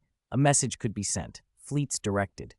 Instead, the Dark King intervened whenever Magnus acted alone. Axis knew preparations had to be made. The future chaos of the 40K galaxy was maddening. If humanity could find an ally, the Eldar were the most suitable. Other races were either hostile or inscrutable. The Necrons, the Orcs, even the Tau were not proper partners, too alien, too antagonistic, or too weak. That would be wonderful, Lord Axis, Cassandra replied. If you truly could export hyperspace engines, both our peoples would benefit. In truth, humanity has goodwill toward the craft world Eldar, the Exodites, and your clown troop, Axis said. The Dark Eldar raiders and pirates are a different matter. Chapter 233, A Strange Storm and an Encounter with Chagatai Khan. They are the shame of the old Eldar Empire, those scum from Kamara. I don't like them either, Cassandra said with open disgust. Who would? The Dark Eldar were practically devotees of Slaanesh. What did the inhabitants of Kamara delight in most? Depravity, indulgence, craving thrills and pleasures of every kind. And their excuse, the one they used to justify it all, was that by inflicting agony on others, they could stave off having their own souls devoured by Slaanesh. In truth, torturing others only feeds the god.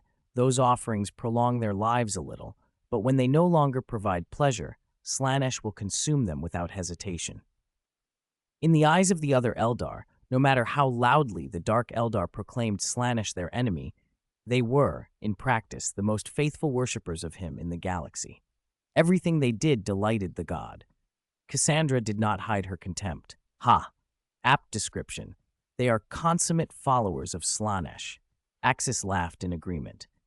The denizens of Kamara were, by reputation, the most vicious and depraved beings in the galaxy. They spared nothing in the service of torment. Where other Eldar had manners and subtlety, the Dark Eldar took the extremes of lust and cruelty and made them a culture. Still, Cassandra admitted, grudgingly, that in some ways they were the true heirs of the ancient Eldar nobility. Despite my loathing, she said, the Dark Eldar preserved much of the old Empire's knowledge. They keep the ancient technologies. The homunculi are unmatched in the art of fleshcraft. Exodites and craft-world Eldar, even the Harlequins of the troop, were, by comparison, the commoners. Some Harlequins had come from Kamara and shed their old identities, but the city's influence remained. The Dark Eldar frequently raided human colony worlds for slaves, bringing them back to Kamara to be agonized to death for sport. One day, Axis thought darkly he would pay Kamara a visit of his own to exchange pleasantries. The rest of the voyage passed without incident. Whenever he had spare time, Axis chatted with his wife Kasha or squeezed in light training in the frigate's gym. 8 days drifted by. They were 2 days out from their destination, the Istvan system. Then, while traveling through the webway, the ship began to shake violently. Axis, who had been exercising, was thrown to his feet. He slapped on a training suit and ran straight to the bridge. Kasha, Cassandra, and several other Harlequins arrived at the cockpit at the same time. The Imperial Navy officer at the console was sweating. "What happened, Lieutenant? Why did the ship shudder? Are we still in the webway?" Axis demanded. "Report," the lieutenant snapped. "Lord Axis, we were following the prescribed route through the webway when a strange warp force tore at the hull. We had to raise the void shields." "A sudden incursion of warp power? That's impossible," Cassandra said. "The webway is isolated from the warp. It's a realm carved between reality and the immaterium. The two aren't supposed to connect." The ship pitched again. Kasha reacted immediately, raising her psychic stave and throwing a shimmering ward around the vessel. "I felt it too," she said, brow drawn. "This is warp energy, but it's unlike anything I know." The sensation had been a dark, crushing psychic pressure, despair, loneliness, impotent fear. Her protective field had slammed into it. The frigate lurched, rolling dizzyingly. Crew and passengers lost their footing. When the shaking subsided, Axis could feel a strange quality in the air, as if the ship itself had gone thin and unreal. "We're in the warp," Kasha said, paling and hardening her shield. "Activate the Jeller field," Axis ordered. Though a Sword-class frigate had a hyperspace drive, it still retained basic defenses, a Jeller field among them. The lieutenant engaged it. A pale glow wrapped the hull and stabilized the vessel. Kasha let out a breath, but kept her psychic barrier in place. Whatever they'd encountered wasn't a normal warp region. It was a storm, violent, unrelenting. A small Jeller field alone wouldn't stand against it. If not for Kasha's strength, the ship would likely have been torn apart. "What was that?" Axis asked. "Could the ruinous powers reach into the webway now?" "The Chaos Gods," Kasha shook her head. "No, I didn't sense the marks of the Four. That tremor felt native to the Immaterium, a natural cataclysm of the warp, not the deliberate touch of chaos. It was pure psychic force, and it carried an oppressive emptiness." "Enough speculation. We've been expelled from the webway. We need to get back on course for Istvan V. We can't dawdle," Axis said. "We can only make a blind hyperspace jump and get back into real space," the lieutenant replied. "Then we can request assistance to find a webway entrance to return." "Do it," Axis ordered. They hit the hyperspace drive and ripped out of the warp. When the ship reappeared, it was in real space, but not in any charted system the crew recognized. Cassandra and several Harlequin companions bent over the nav hall to locate the nearest webway gate. Axis's attention was pulled to the tactical display. Hundreds of warship signatures filled the screen. Leading them was a massive white Glory Queen-class battleship. The name flashed at him, Bladestorm. Axis recognized it immediately as the flagship of Chagatai Khan, Primarch and Lord of the 5th Legion. A hail came through. "Unknown Imperial vessel, identify yourselves. This is the White Scars fleet." "I am Axis," the ship's lieutenant replied without hesitation.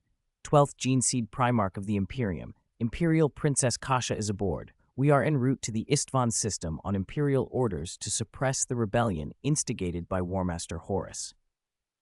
A pause, then the White Scars sent a formal identity exchange. "Lord Axis, Imperial Princess Kasha, Chagatai Khan invites you to board the Bladestorm for parley." "Tell him we will be there," Axis said. It was fortunate timing.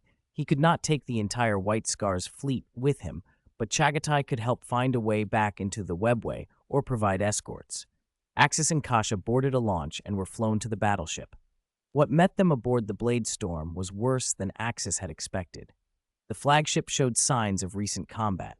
The deck and corridors were littered with bodies. Scores of White Scars lay dead in pools of blood. Chagatai Khan himself stood amid the carnage, his power sword at his side. All the fallen were his kin. No sign of other legions' banners or forces. "Forgive me for the sight, Axis," Chagatai said quietly as they approached, sheath clicking home. "I have just put down a rebellion." Chapter 234. Horus was a traitor, but the Emperor was also a tyrant rebellion. Axis had expected chaos raids on Chagatai Khan's White Scars, not an uprising from within. He stood in the vast briefing cabin as the Primarch rose to meet him. Around them, dozens of White Scars Space Marines knelt, hands bound. "Were these the rebels?" "Tell me what happened, Chagatai Khan," Axis said. "Why have your gene-seed offspring turned against you?" The Primarch rubbed his jaw and sighed. "It's complicated. I don't know I can explain it quickly. Not now, Axis. Since you're aboard my ship, there is a purpose. I have questions for you." "Ask," Axis answered. Chagatai's next question surprised him. "Which side are you on in this great heresy stirred up by Horus? With the Emperor or with Horus?" Axis blinked. Chagatai already knew the heresy had begun. Why the question? Still, the answer was obvious. "I am on the Emperor's side, on humanity's side. Horus has been corrupted by chaos." Kasha, standing close to Axis, stiffened. The question's subtext was dangerous. If Chagatai had turned, if the 5th Primarch had gone over to Horus, they would have to act. Chagatai Khan's expression, however, was not the face of a traitor. He shook his head slowly. "No, the Emperor does not represent humanity. He loves mankind in the abstract, but he cannot be humanity's voice. You can say you stand with the Emperor, but don't confuse that with standing for humanity. In some ways, Horus, before his betrayal, also stood for humanity." Kasha bristled, hand going to her staff. Axis restrained her with a firm hand. The Primarch's words were incendiary, but they were also honest. Chagatai had grown up on steppe worlds and had seen empires up close. To him, the Imperium, as it functioned, could be cruel and crushing. "Have you betrayed the Emperor?" Kasha demanded. Chagatai's voice was steady. "I have seen the worlds under the Emperor's rule. Life for the common people at the bottom has not improved. In many places it is worse. The Emperor's rule is tyrannical. The Imperium is a cesspit, and I have had enough." Kasha shouted that he had defected. Axis's eyes widened. To her, this was betrayal incarnate. Axis surprised them both. "I'll admit it. The Emperor is a tyrant. He rules with an iron hand." Kasha looked at him as if he had split in two. Axis met her gaze and kept speaking. "But Chagatai, is Horus better? Is there any ruler who could manage the Imperium more humanely and safely than the Emperor and still keep humanity alive?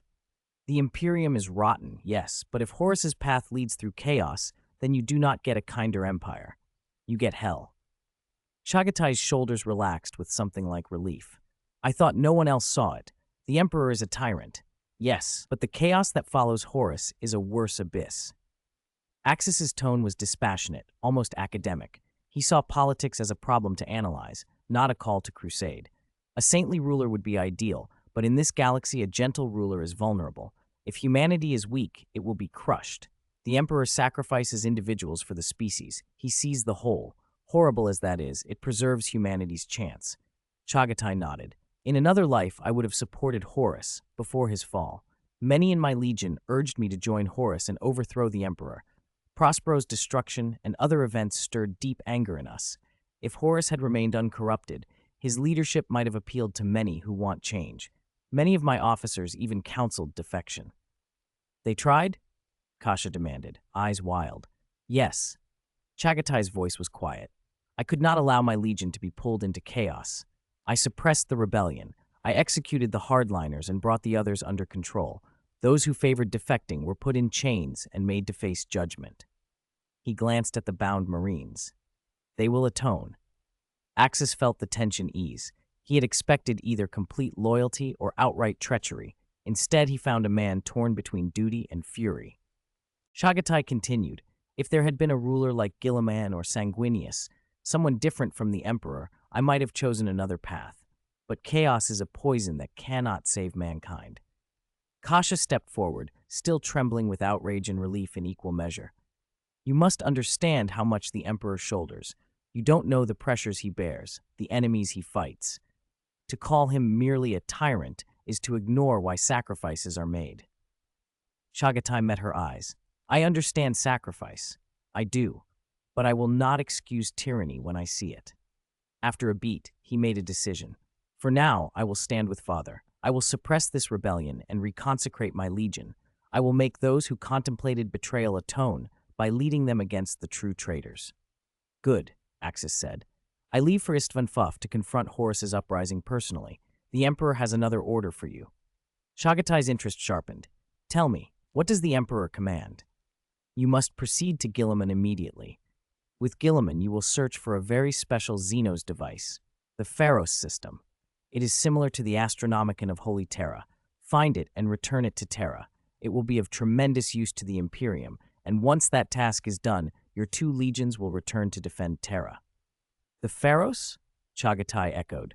The name carried weight, the promise of a beacon that could guide humanity across starways. Axis nodded. "Yes, find the Pharos, bring it home."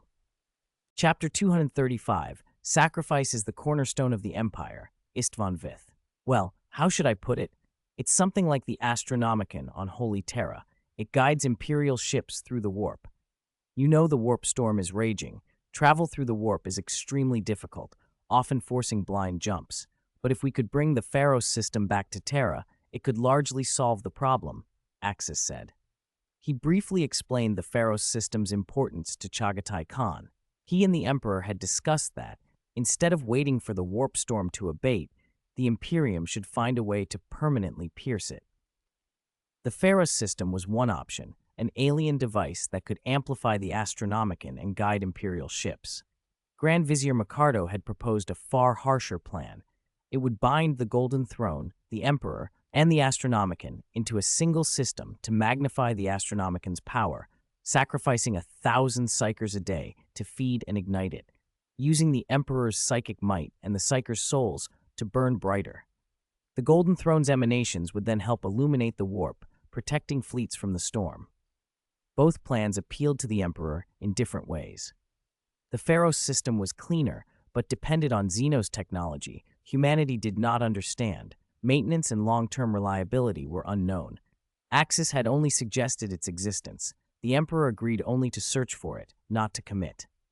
Micardo's plan, meanwhile, delivered immediate results, but at an enormous moral cost and with terrifying risks. If anything failed, the Astronomicon, the Golden Throne, or even the Emperor, the consequences would be catastrophic.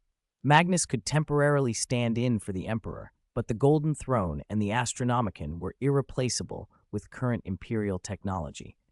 Both approaches had pros and cons. The Pharos system carried too many uncertainties.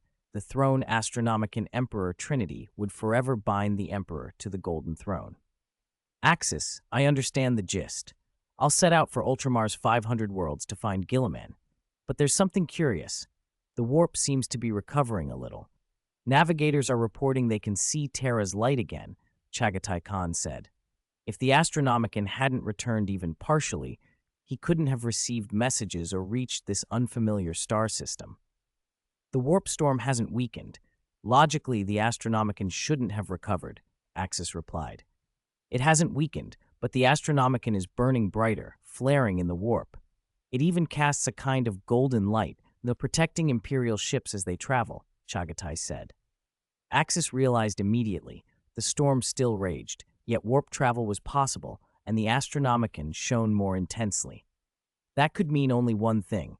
The Emperor had likely accepted Micardo's plan and started sacrificing Psykers. Chagatai Khan, then the second option has probably already begun. They're sacrificing at least 1,000 Psykers a day to ignite the Astronomicon. You should retrieve the Pharos system quickly. It might reduce the losses, Axis warned. I understand, Axis. I leave now. We part ways here. Chagatai Khan, too, grasped the urgency. The Imperium could not afford delay. Kasha opened her mouth as if to speak, but Axis raised his hand to stop her. This was the White Scar's business. As long as Chagatai Khan remained loyal to the Emperor, that was all Axis required.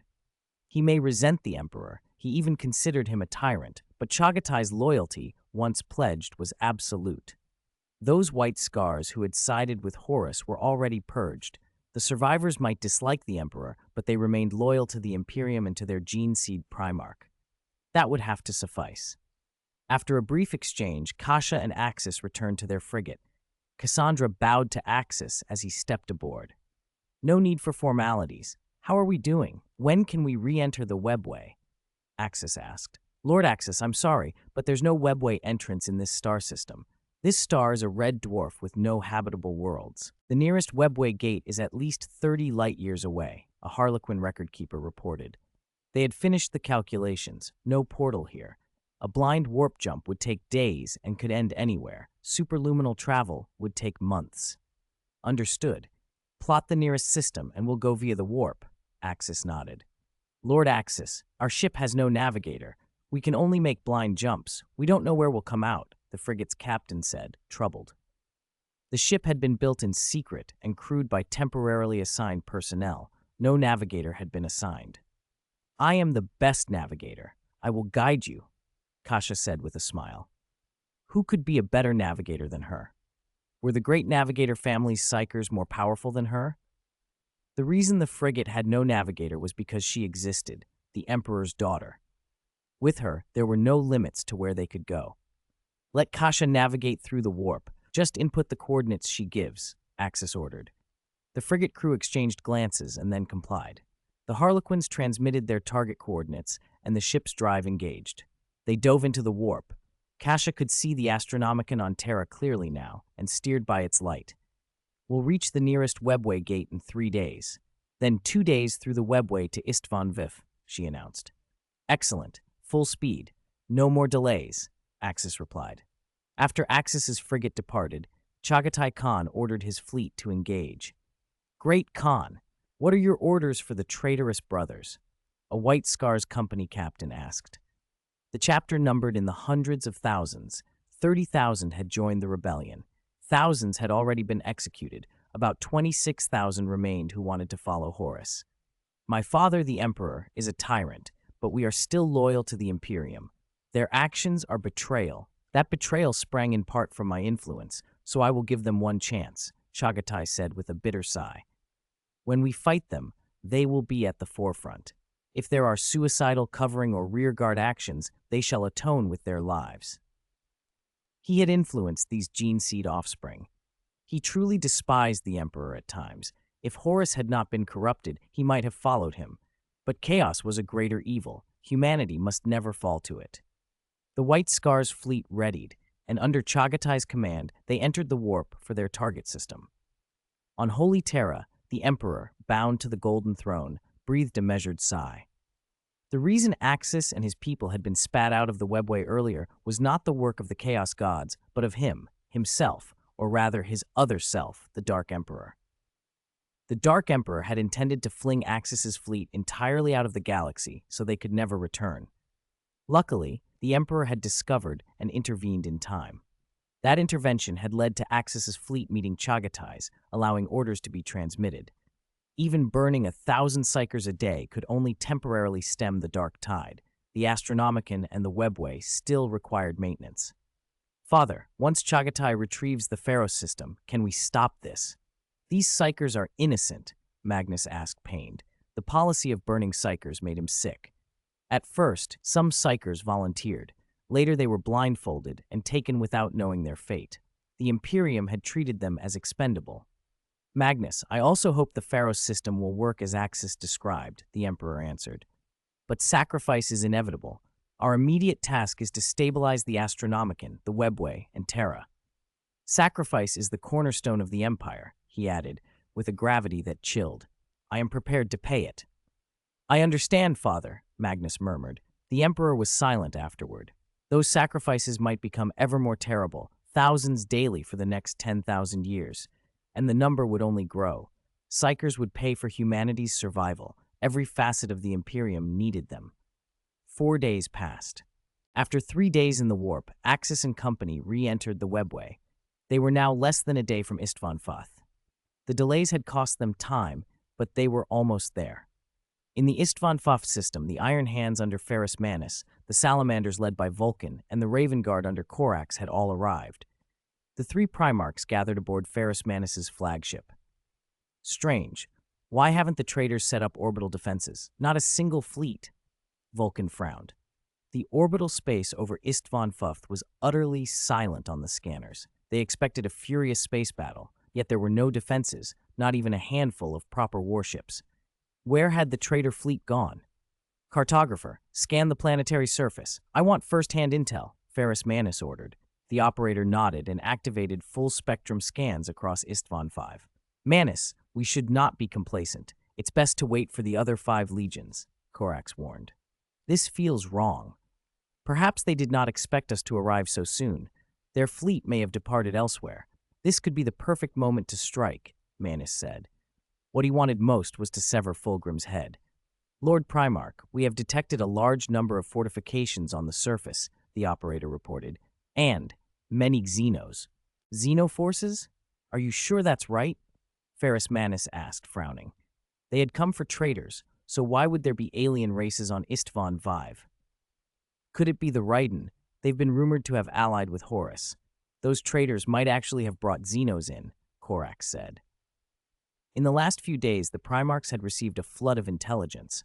Horus had rallied several legions in rebellion, and there were whispers he had made pacts with the Imperium's enemies to strike from both east and west.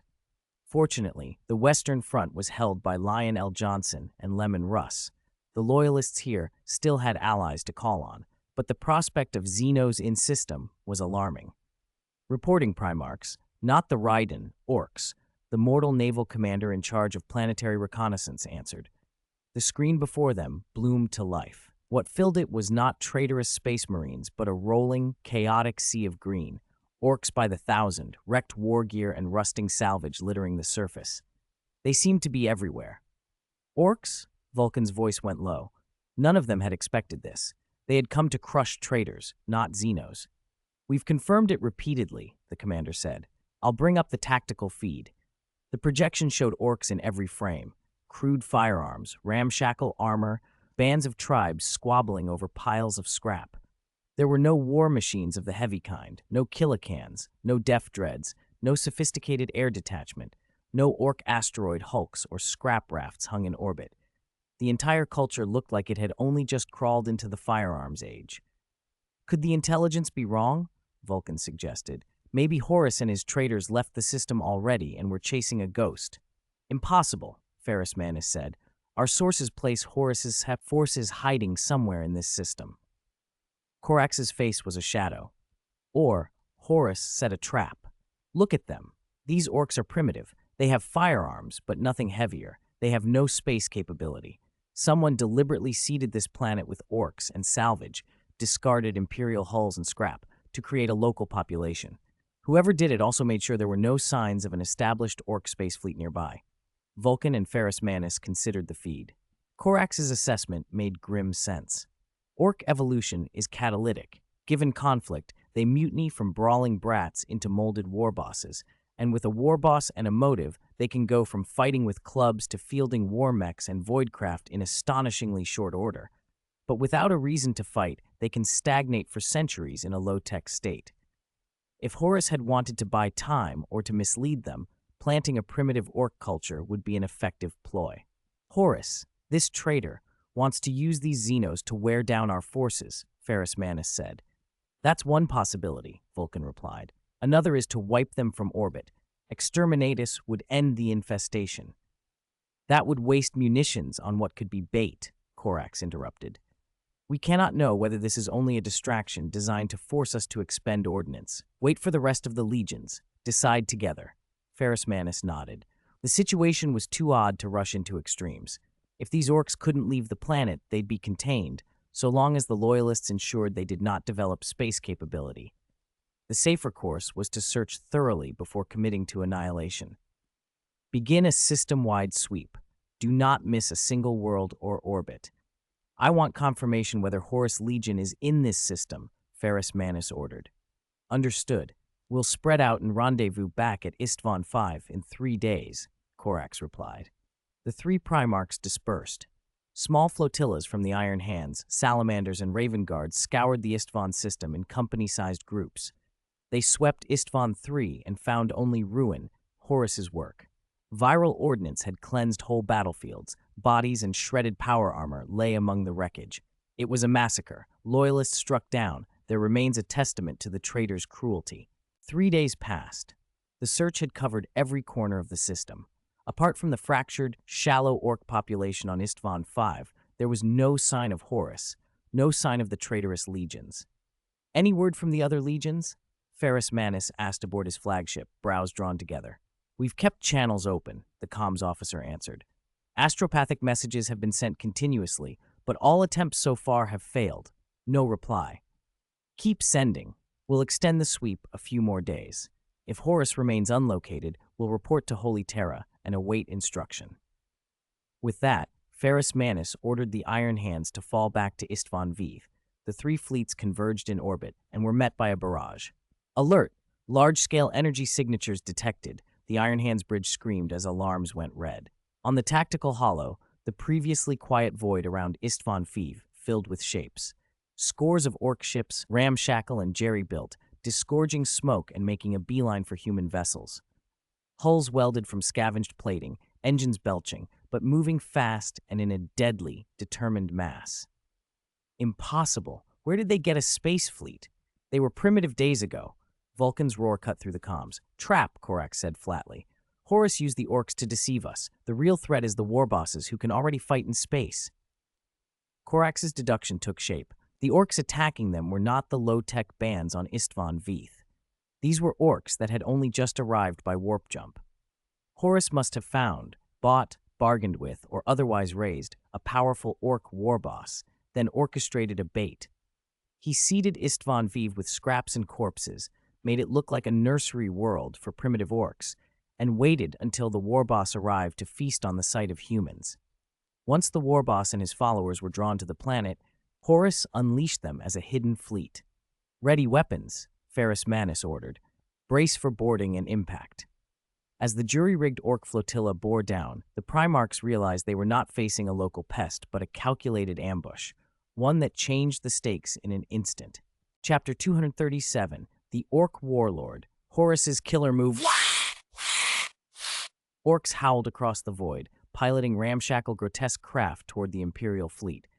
Their eyes glittered with feverish excitement. Horus, that bastard, Ferris Manus spat. Warp Rift still yawned in the sky, disgorging wave after wave of orc junk ships that slammed into the human formations. Be cautious, Ferris. Conserve your strength. We must be ready. Horus may move once this warboss is dealt with, Vulcan warned. Before he finished, the orc fleet's first broadside hit. Their macro cannons did not fire conventional shells, but clouds of magnetically bound scrap, grav-charged shrapnel that sliced through void shields and tore open armor. Slag and debris ripped into a salamander's frigate. An engine exploded, and the vessel tumbled toward the planet. Emergency evasion for the whole fleet. Priority, destroy the enemy flagship. Ferris Manus slammed a fist into the command console. The Iron Hands battleship Iron Fist swung its lance arrays and reduced a crab-shaped orc cruiser to slag, but more hulks poured through the wreckage. Massive drills mounted on orc prows began ramming human hulls. Boarding craft swarmed in. They're trying to board. Corax's Raven Guard wove agile counterformations and fired, but the sheer number of greenskins overwhelmed them. An Iron Hand strike cruiser was latched by 3 orc landing barges. The ship's armor plates creaked and tore with a metallic scream. Through a hijacked frequency, a hoarse, triumphant voice cackled, "Wah! Runt humans! Our big bang'll have you for snacks!" On the tactical screen, a warped space fortress, a battle moon jury-rigged from salvaged Titan wreckage, opened gun ports. A belly-mounted supercannon began to charge, bathing half the board in an eerie green light. "That thing can punch through our void shields in one shot." Vulcan's pupils went narrow. "All ships, concentrate fire." Orcs toyed with crude weapons, but their technology was brutal and advanced by orc standards. It was too late. A green beam lanced across the stars and struck the Iron Hands flagship. The blast's shockwave upended nearby Raven Guard vessels. When the flames died, the Iron Fist's bridge armor was molten and red. The Glory Queen battleship bore a gaping wound. Airlock seals failed. Many mortals were sucked into the vacuum. Orcs cheered and began to pour through hull breaches. "Lord Ferris, orcs are boarding." Iron Hands warriors reported over the comm. Ferris Manus hauled himself up through the wrecked bridge, sensor and ceramite spattered with molten metal and blood. Through the shattered observation dome, he watched green-skinned boys flood the decks, brandishing crude choppas and shootas. "My children, hold the bridge access," Ferris bellowed. He struck the first wave with a single blow. Green flesh and scrap tore apart. An orc boy's body splashed against the decking. More surged forward, wagging like a ragged green tide. The Iron Hands formed a shield wall. Bolter volleys cracked in the claustrophobic corridors as orc boys pressed forward. An old veteran Terminator smashed an orc knob's head with a power fist, and 3 rusted chain axes chewed through his ceramite in the next instant. A space marine lost a shoulder guard to a chain axe while cleaving another orc's skull with a power sword. "Too many," a voice cried. "Father, let them see true iron. Let them see our resolve," Ferris roared, and charged into the horde.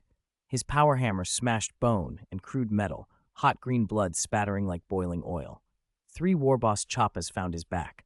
Ceramite spat sparks. With a backhand, he twisted an orc's spine like a twig and swung the corpse aside. "Ferris, you okay over there?" Vulcan's voice crackled through the comm. "For now," Ferris answered, fingers tightening on a throat. "How are you and Corax?" "We're intact. We saw your ship take the hit. Do you want help?" "Do not underestimate the Iron Hands. I can deal with this. You two conserve your strength. Horus will wait for us to bleed one another dry." He cut the link. The situation demanded prudence. 5 legions were out of reach, and 3 were likely already under Horus's sway. The Iron Hands had to take the lead now, smash this orc threat, hold back the tide, and be ready for what Horus might throw at them next. A new sound sliced the comms, a metal keening. Above Istvan Vive, a colossal warp rift tore open. Out of it fell a colossal battle moon, a welded mass of asteroids, hulls, derelict voidcraft, and scavenged Titan plates. Its surface bristled with hundreds of thousands of gun emplacements, all charging, casting the system in sickly green light. Gravity whips on its crown, lashed out, and tore whole ships apart. Great Orc warboss Gruckface Rippa has arrived. All runts will be turned to scrap. The broadcast exploded with Gruck's cackling laugh. The battle moon split its belly open and unleashed a kilometer-thick lash of Wach energy that cracked the vacuum. 2 Iron Hands cruisers vaporized in an instant. Molten metal hung like iron rain in the void. The orcs roared their approval.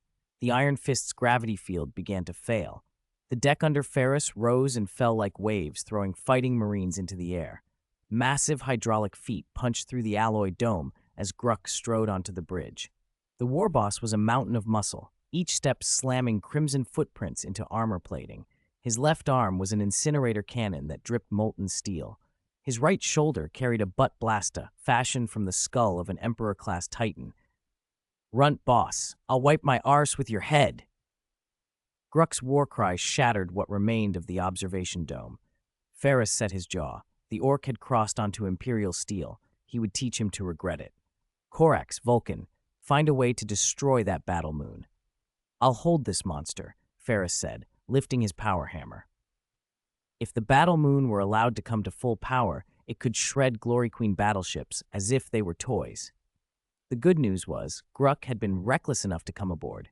A Gene Seed Primarch could not allow such a threat to move on. "Understood. Be careful." Vulcan and Corax acknowledged, and their detachments threw themselves at the battle moon in boarding craft, intent on planting melta charges to tear it apart. "Come and face me, you filthy orc," Fenris snarled at the warboss. Primarch or not, he would not flee. The warboss grinned a row of jagged teeth and charged like a walking engine of destruction.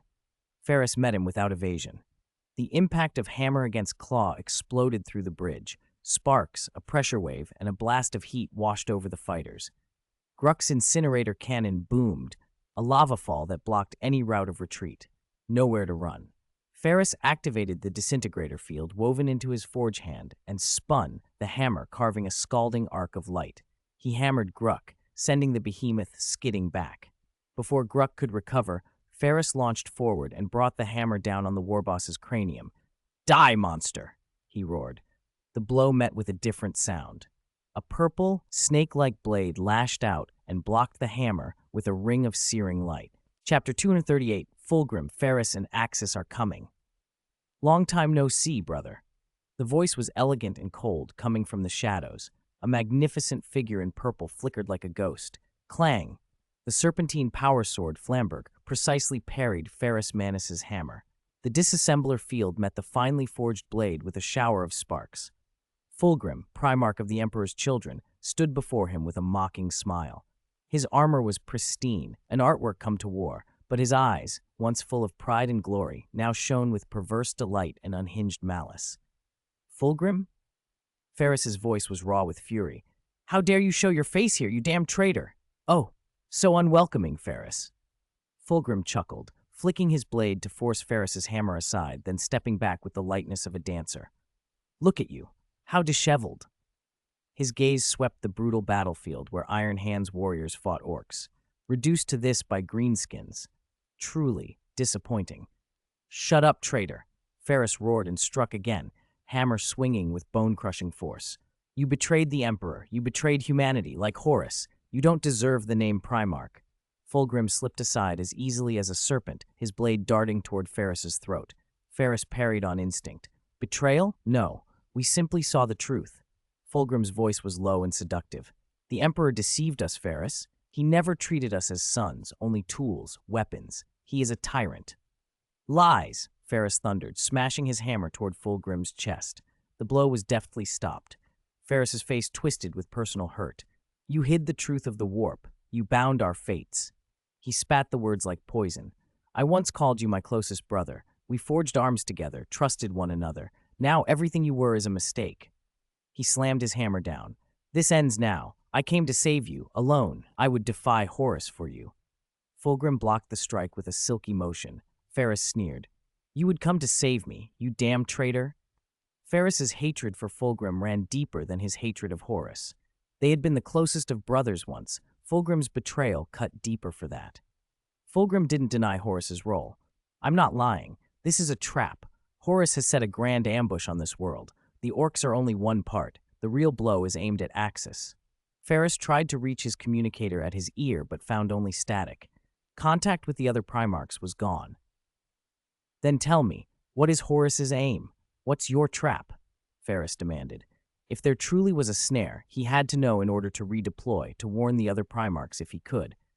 Fulgrim's smile widened as he danced away from the hammer's arc. It's simple. A better future, a more perfect future for humanity. True salvation. You and your gene seed offspring will be spared. In this war, the Emperor will lose. Horus's furious voice cut through Fulgrim's communicator like a whip. Fulgrim, you fool. I told you not to act alone. Why are you engaging solo? Listen, Fulgrim said without concern. Horus arranged it. All of you were meant to die here. Where are the other legions? Fenris demanded. The 5 legions we expected, where are they? Fulgrim's expression turned almost bored. 4 of those 5 have already turned against the Father. So you're not facing 7 against 4, you're facing 8 against 4. Ferris's jaw clenched. That was worse than he'd feared. If 4 more legions had betrayed, who remained loyal? The implication stung. Horus's plans were further along than anyone had thought.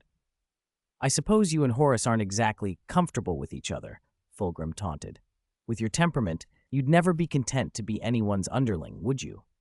Fenris pressed the hammer forward, each strike enough to crack armor, but Fulgrim slid away like oil, punishing the gaps with a flurry of graceful, lethal thrusts.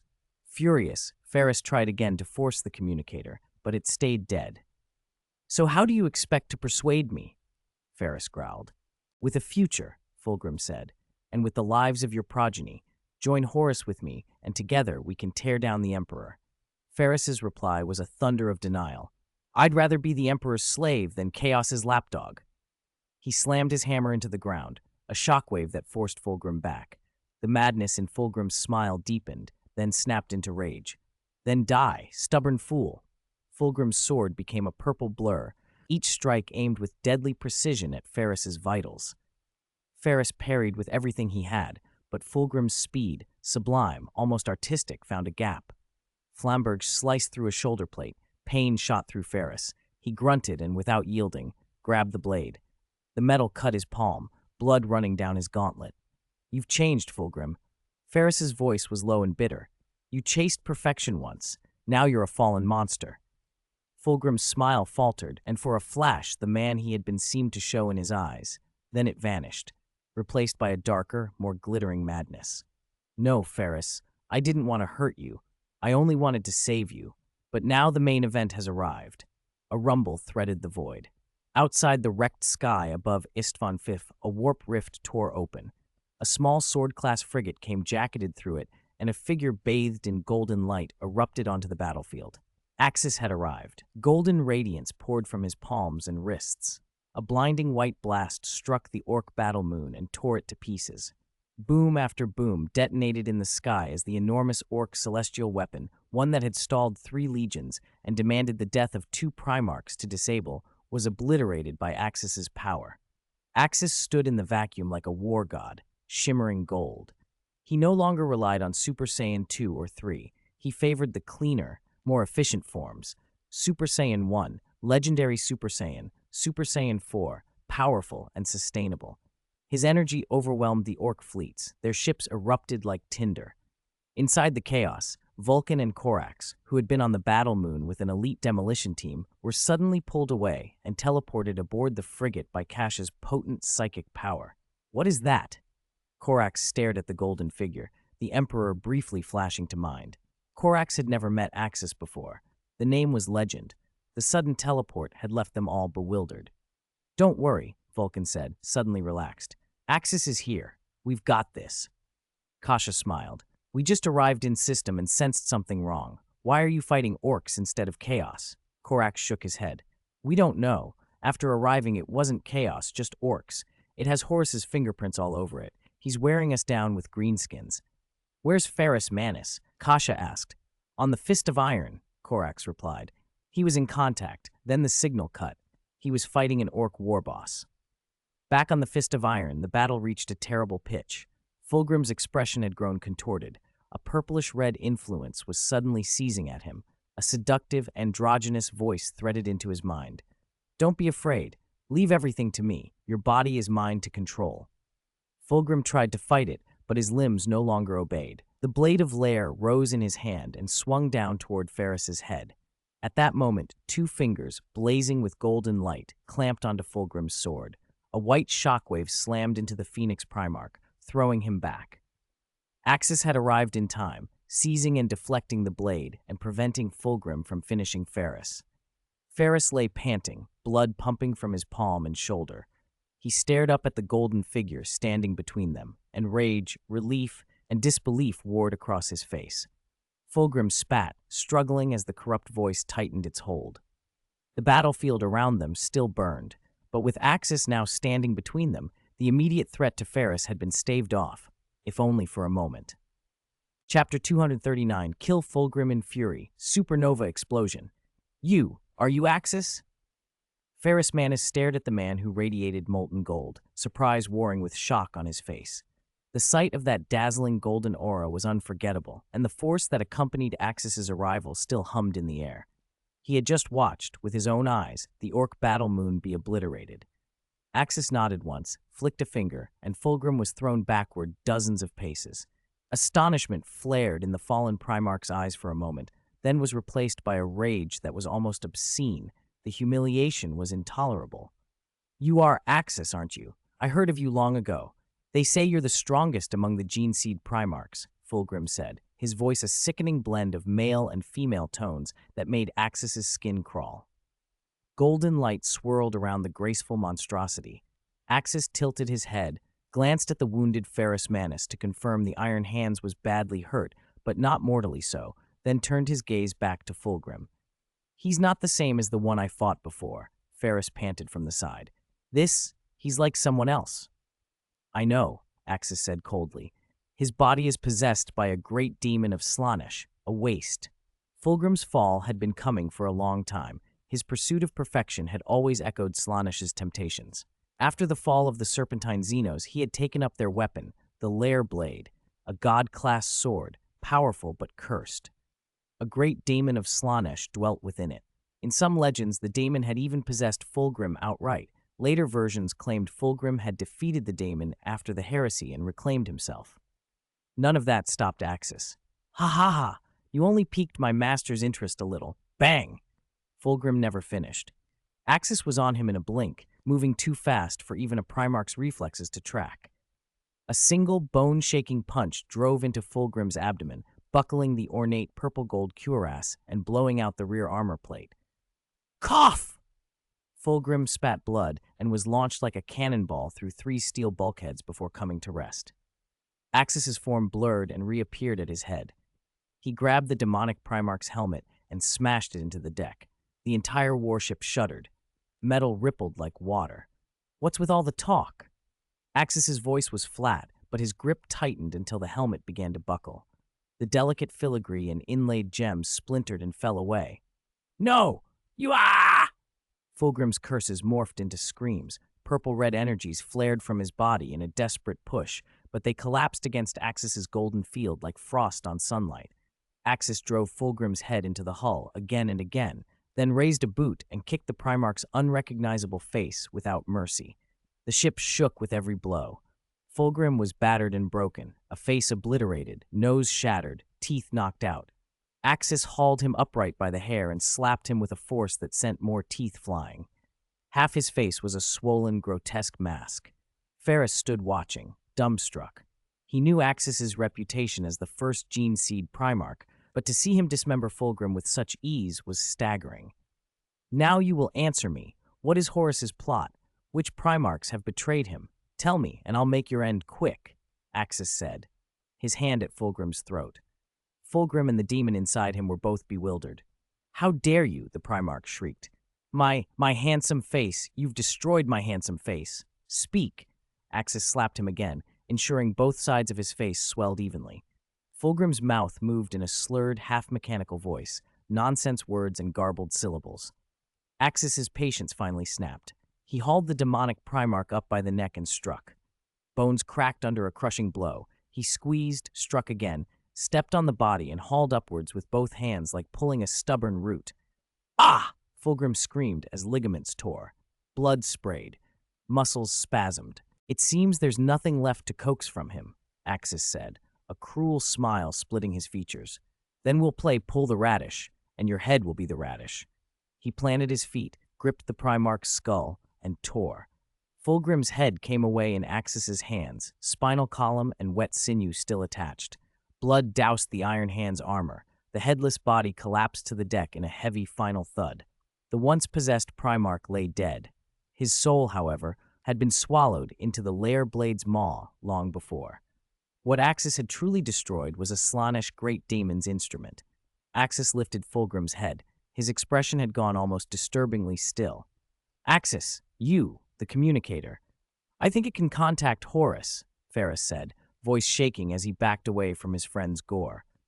Witnessing Fulgrim's end left him with a bitter mix of horror and a grim acknowledgement. Axis was every bit as ruthless as the stories. You should have said so sooner, Axis snapped, rolling his eyes as he plucked the comm unit from the ruined ear. He brought it to his own and spoke. Horus, if you can hear me, the battle is over. Come out and die. I can make it quick. Horus's laugh crackled back, smooth and venomous. Ever domineering, Axis, it suits you, but I will not surrender. Join me instead. Whatever the Emperor promised you, I can match and exceed. Under me, humanity will flourish. Completely uninterested, Axis said without hesitation. Such a pity, Horus replied. I do not understand why a man of your power would bow to the Emperor. You would have had other, better options. Far off, on Ulanor, legions of Chaos Warlocks had gathered and ignited the runic arrays they'd carved into the planet. They were drawing upon the life energies of the orcs, sacrifices, not soldiers, to fuel a terrible rite. If you're buying time, you've chosen poorly. Come out and face me. Numbers mean nothing before me, Axis said, already scanning the system. Ha! Confidence, Horus said softly. You are powerful, Axis, but you are not my target. You might destroy planets with ease, but tell me, can you withstand the death of a star? What do you mean? You plan to use a star to kill me? Axis demanded. He beckoned Ferris with emotion, signaling him to gather survivors. That's exactly it. The orcs on Istvan Fithe were never meant to be fought. No, they were sacrifices. So were the 8 billion humans on Istvan the Thirth. My warlocks, my princes and great daemons, every instrument of chaos I command, are channeling a spell to ignite this star. You are powerful, yes, but you are not a god. You had a chance to live. You chose otherwise. Horus's voice hardened, then he cut the line. The sun at the center of the system began to shudder. The instruments aboard nearby ships screamed as stellar fluctuations roiled outward. A supernova was being forced into being. Axis didn't hesitate. He seized Ferris by the arm, wrapped his mind around the warp, and condensed the motion into a single psychic teleport. They vanished from the doomed battle station and rematerialized aboard Axis's frigate. Kasha! Axis barked into the comm as reality snapped back into place. Find a way to teleport back any surviving Loyalist Space Marines. Bring as many as you can, now! Chapter 240. Resist the supernova explosion and pass on the superpower. Axis's psychic power could only pull back Ferris Manus and a few hundred gene seed offspring who were close enough. Kasha's power was different. She could teleport of a planet's population straight onto her ship. Right now, there was only one objective: save as many as possible. The star at the center of the galaxy was about to detonate. Axis had not expected Horus to try to trigger a supernova. What's happened, Axis? Kasha asked. Horus plans to detonate the star in the galaxy. A supernova is imminent. Get ready to save as many people as we can, Axis replied. Axis, tens of thousands of gene seed offspring are still aboard that ship, Ferris Manus said. His legion alone numbered over 100,000 space marines. Add the Salamanders and Raven Guard, and the Loyalist forces approached nearly 400,000. That didn't include the hundreds of millions of accompanying mortals. No ship of this class can bring back everyone in time. This is only a sword-class frigate. We'll cram on as many as we can, Axis sighed. Kasha, begin teleporting. Tell every librarian of the Loyalist legions who can still use their powers to teleport to do so. Kasha's eyes glowed blue and psychic light rippled across the battlefield, attempting to lift as many survivors as possible to the frigate. At the same time, her telepathic call reached the librarians of the three loyalist legions.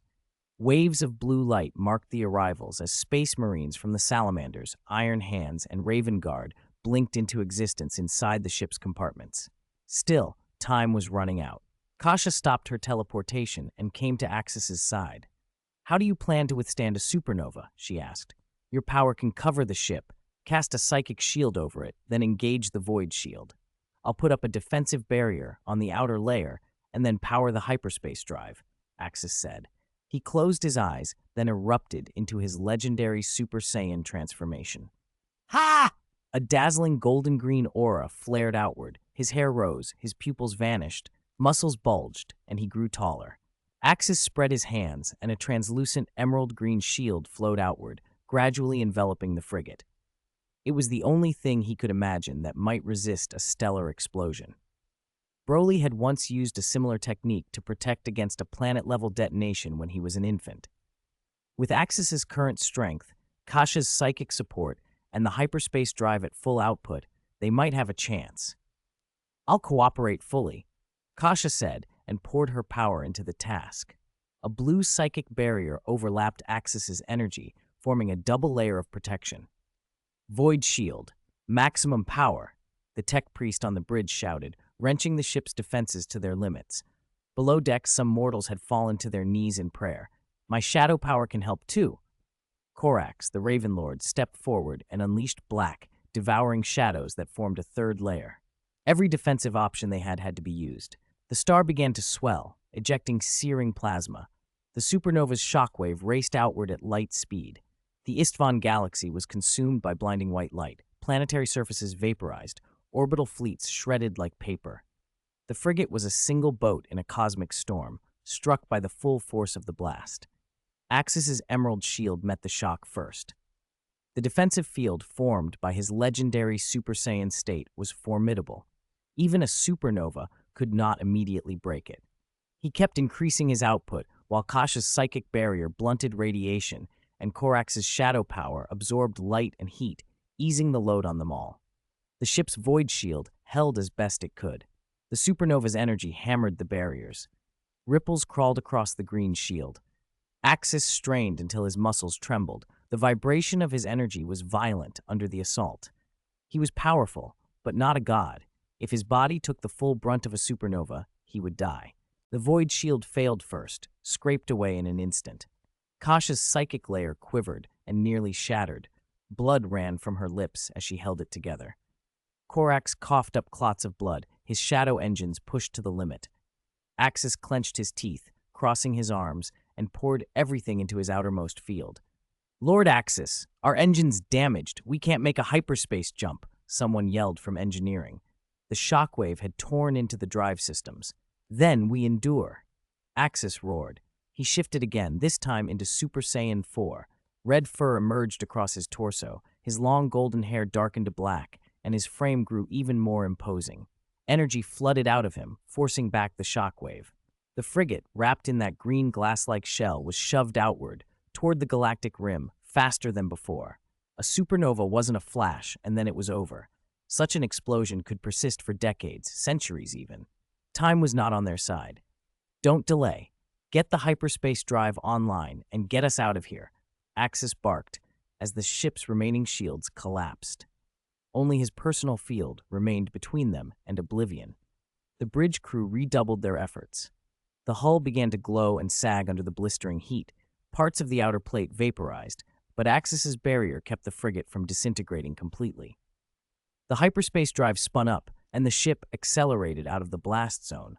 After what felt like an eternity, they reached a safe distance, plunged into the warp, and disappeared from the supernova's sight. We survived? Ferris Manus stared out at the fading white beyond the viewport in disbelief. Axis sank to one knee, gasping, the golden-green aura waning. The red fur slid back into nothing. Exhaustion drained him dry. Keeping such a vast field around a 2-kilometer ship had been an inhuman feat even for him. Vulcan approached, worry etched on his face, and helped Axis to his feet. Kasha sat pale but alive. Korax had collapsed, passed out from the effort, too much even for a potent gene seed Primarch to sustain for long. "We're battered but alive," Axis said. "Ferris, count. How many did we save? Ferrus Manus nodded and compiled the manifest. He returned with a solemn expression. Just over 8,000 made it, 3,000 from my legion, 2,800 from the salamanders, and 2,500 from the Raven Guard. Axis wiped sweat from his brow and let out a breath that might have been a laugh. It's not everything, but at least we weren't wiped out.